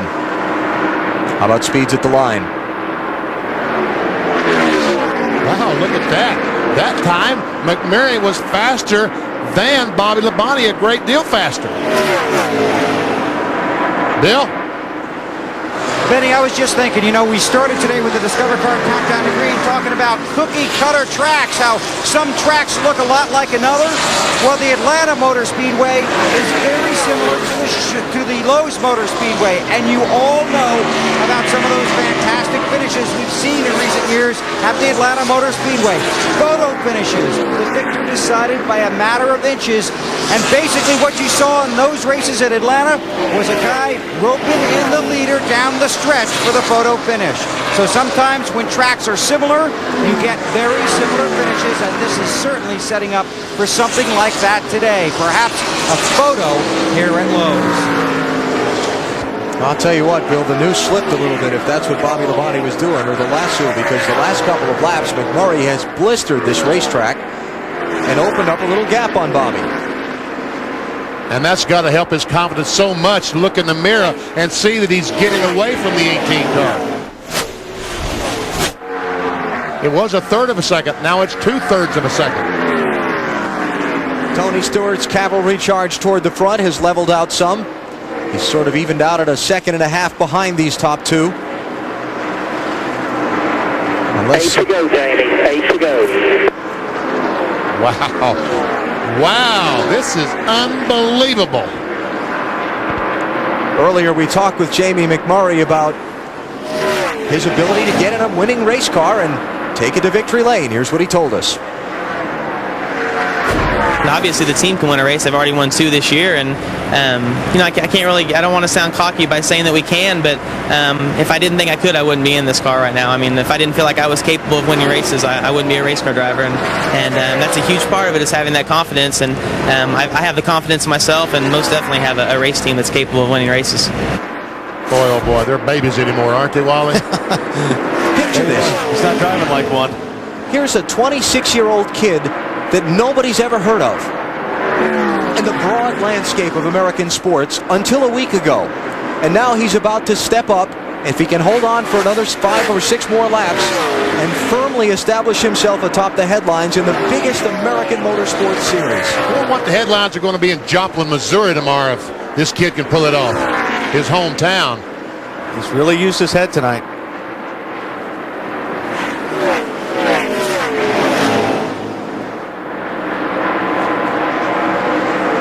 Coming to 5 laps to go. Win, lose, or draw for Bobby Labonte. It's been an outstanding day for a team that has struggled at times during this season. Their footprint to get themselves back established as a title contender in 2003, certainly off in the right direction. For Tony Stewart behind them, the championship going in the direction he wants it to today. There'll be 5 races to go after today. Stewart will have won at 4 of those 5 remaining tracks in his brief Winston Cup career. All right, 5 to go, and they've got some fast race cars in front of them. Looks like Dale Jarrett, Jerry Nadeau. And they're going to have a battle going on for the 13th, 14th position, so they're not going to want to get out their way as fast as some of these guys are lap down. Yeah, they're not just going to lay over like we saw some of those other guys that were wounded in the crash. Labonte is closed in. He was 2/3 of a second back. It's less than 1/3 of a second now. And this is going to be it. The 88 is going to be tough to get around. Uh-oh, Jamie. They do. He went in the corner a little bit too high, which let Labonte gain right on the back bumper. 3 laps to go. Over 100,000 on hand here in Charlotte today, all on their feet, trying to see how the drama of the final laps plays out. Those cars down at the bottom of the racetrack, the blue car and the brown and white car, racing for a position. They can't just get out of the way.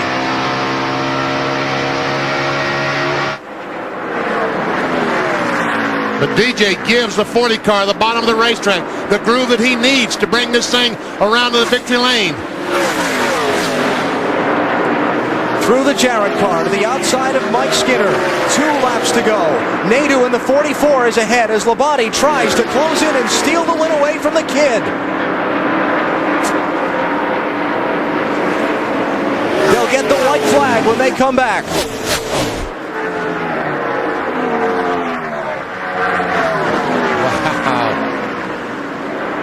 Will McMurray make one mistake in traffic that costs him the race? Can the 2000 champion pounce and take advantage? 1.5 miles to go. White flag is up at Charlotte.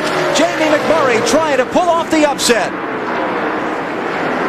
And Jerry Nadeau was a class act that time. He got out of the way. Let McMurray and Bobby Labonte decide this thing among themselves. One final set of corners to go. No lap traffic to come into play.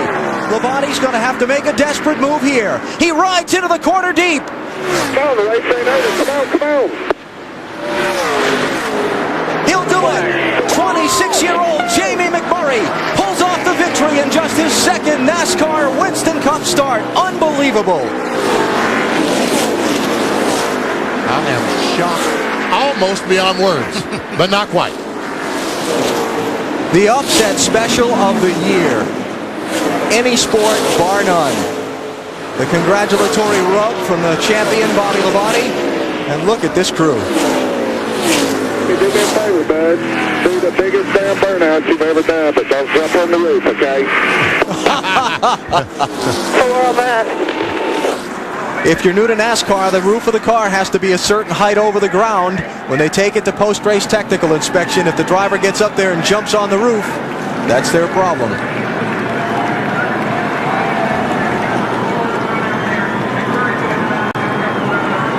All right, Dave Burns. Well, we talked to a few guys already on this team. How about Tony Glover, who was here for Ernie Irvin and also for Sterling Marlin's first win? How about this young rookie? I'm going to tell you, he did an incredible job. My hat's off to him. Tremendous young race car driver. Drove his tail out today. Did a beautiful job. I'm glad to see Jamie get his first win in the 40, and I want to say hi to the driver of the 40, Sterling Marlin.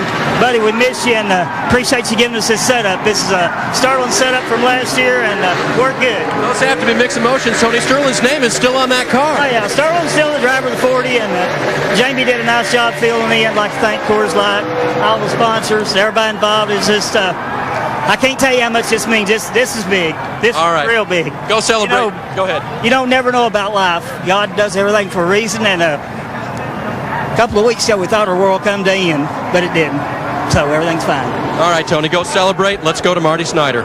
Dave, what a great day for Joe Gibbs Racing. Bobby Labonte comes home second. You know, somehow this kind of feels like a win, doesn't it, Bobby? Well, I mean, we had a great race car all night. The guys did a great job on this Interstate Batteries Pontiac. We hadn't run that good in a long time on a big track, so it's good to run good. But Jamie's car is just just a little bit too good for us there at the end. His car is a little freer than ours was. We had a tire go down, and I don't know if I maybe should have adjusted on it a little bit more, but I didn't really have a good shot at it. Actually, I had 2 tires go down, so just one of those deals. Good job, teammate! A very nice teammate hug from Tony Stewart. Talk about that kid who was in front of you and the moves he was making all night long. You could get to him, but you couldn't get around him, Bobby. Yeah, I mean, his little old Dodge is really fast, and that's what it takes here. And we tried a little bit of everything there, but we couldn't make it work. Our car was a little too tight there at the end, so it was a good night for us, but still wasn't a win. So we'll see what we can do next week. All right, Dave Burns. Marty, Jim McMurray, Jamie's dad, is in tears. He was trying to call his wife at home, but everyone else is too. The line's busy. What do you think of all this? Unbelievable, isn't it? Waited a long time for this. I got to thank everybody that got Jamie to where he's at, because it took about 8 or 10 different people to get him here. Chip Ganassi gave him a great opportunity, and what an outfit they got. What an organization. Wait till next year. Can you believe you raised a short track racer and now he's a Winston Cup winner? No, I can't. You know, there's 1 in 100,000 get an opportunity to even come here and race in a Winston Cup race, and he wins his second one he ever run. Today, since he's went to Ganassi, he run 830 laps before he ever got to do a yellow flag pit stop. Okay, the line's still busy at home. Wave to your wife and wave to her. Wave to her right here in the camera. There she is.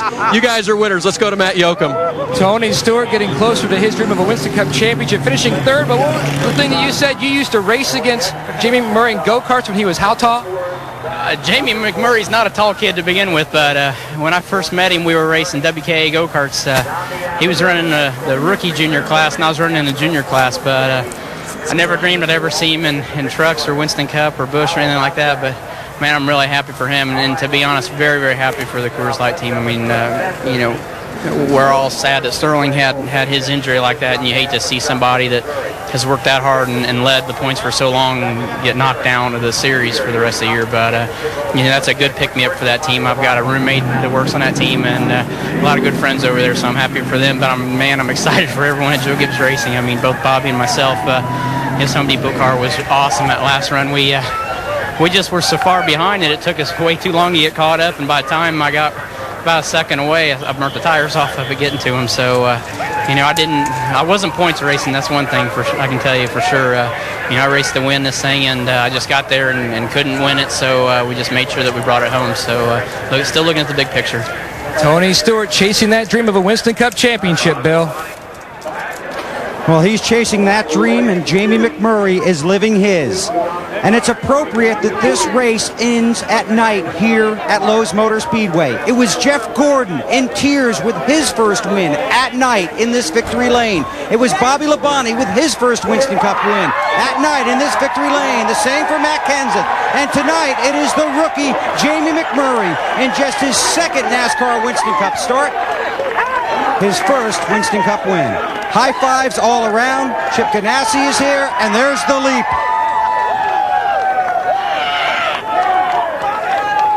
And I'm going to try and fight my way through here. There are a lot of happy people down here. Tony Glover, big hug. Lee McCall is here, high five. Car owner Chip Ganassi right in front of me here. Smiles all around, a big celebration. And perhaps the best hug of all. Let's lean in here. Congratulations, Chip. Great job. Jamie, welcome to Victory Lane in the NASCAR Winston Cup Series. I don't believe it. I mean, this is You're not the only one, pal. Oh, I know. This is huge. You know, this is a tough opportunity or a really hard situation with Sterling getting hurt and everything, and he's been great to me. You know, being having to sit out, but what an opportunity Chip and Felix and Coors Light, Haviland, what an opportunity they all gave me. Everyone asks me, I'm nervous. I'm freaking nervous. I promise you guys right now, I'm nervous. Well, you said before this race you were more nervous about this race than you were at Talladega. Starting up front at Talladega in a restrictor plate race, and you were more nervous here? This is my worst racetrack, and you wouldn't believe that. Not anymore, huh? No, I'll tell you what, Lauren the spotter, Lauren Rainier, and I learned a lot on my Busch team. Had a great car yesterday. I mean, we really thought that we could run the top 3 yesterday and broke a motor.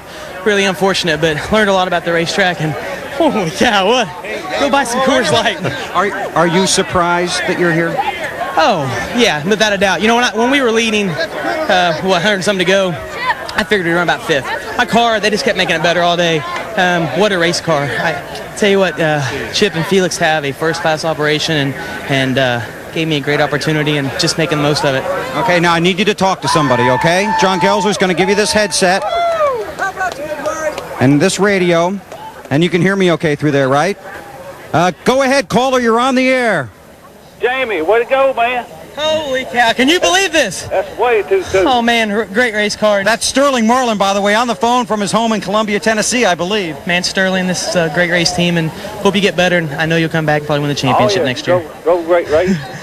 Got a good bunch there, so I wish I was there with you. I come on home today. I thought it was going to rain it out. Hey, great race team, but go drink some Coors Light with us. I know you will. Okay. Hey, Sterling, are you surprised? I knew Jamie was going to be a good driver for us, and, you know, that same car we won Darlington Vegas with, and it's a really good car, and Man, them guys done a great job on pit stops and setting it up, and Jamie drove one hell of a race. So I'm tickled to death for him. He's surprised. Don't let him lie to you. He's surprised because everyone in the world's surprised. That's the guy that led the Winston Cup Championship standings for 25 weeks, saying that about you, kid. Yeah, what a deal. I tell you what, Tony Glover, Andy Graves, Lee McCall, what a race team. And, this is about them as much as it's about me. I mean, this is a great race team and just a good opportunity for me. And just Tony kept saying, relax, breathe. I don't know what he's saying. I had so much going through my head, but just really tried to stay focused those last few laps. And you're not going to Martinsville next week, are you? Well, I don't know. I'm thinking about asking him if I can go now. I told my sister and whole family back home, I said, if I run well at Charlotte, I'm going to ask him if I can go.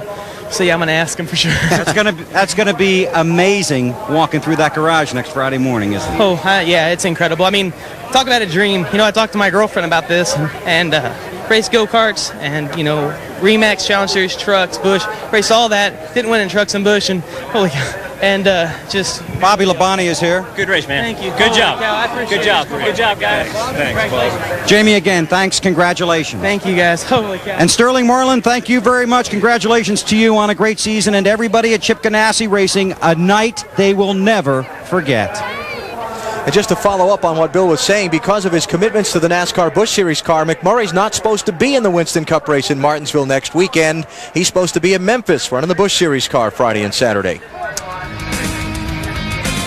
Would you believe Jamie McMurray has won in just his second NASCAR Winston Cup start?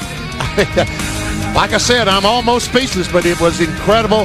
What a great job he did, and what a great race car they had tonight.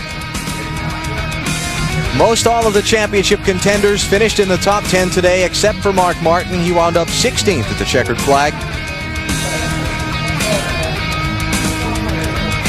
A lot of these cars involved in the crash. Kevin Harvick was involved in the crash here on the front straightaway. A lot of attrition in this race. Some 10 cars involved in that crash that Benny was talking about back at lap 231. A couple of engine failures as well. I think we're getting to the point of the season that the teams are trying a lot of different stuff, trying to get started for 2003, putting a little more horsepower in these engines than they can take. Gap between the top two is 72 points coming into today. Tony Stewart increasing his lead now over Jimmy Johnson to 97 points, 5 races to go to settle the NASCAR Winston Cup Championship. Next weekend, the NASCAR Busch Series race from Memphis, maybe or maybe not containing tonight's winner, Jamie McMurray. Next Sunday, the final Winston Cup short track race of the year presented by Old Navy on NBC, the Old Dominion 500 at noon Eastern Time. American Dreams at 8/7 Central here on NBC tonight. We'll be joining Dateline NBC next. Hope you'll stay with us for that. What a day. 3-hour delay by rain. In the end, a 2000 Series champion pressuring a kid in just his second ever NASCAR Winston Cup race, but the kid held on. Jamie McMurray with the upset special of the weekend. He's won the UAW-GM Quality 500.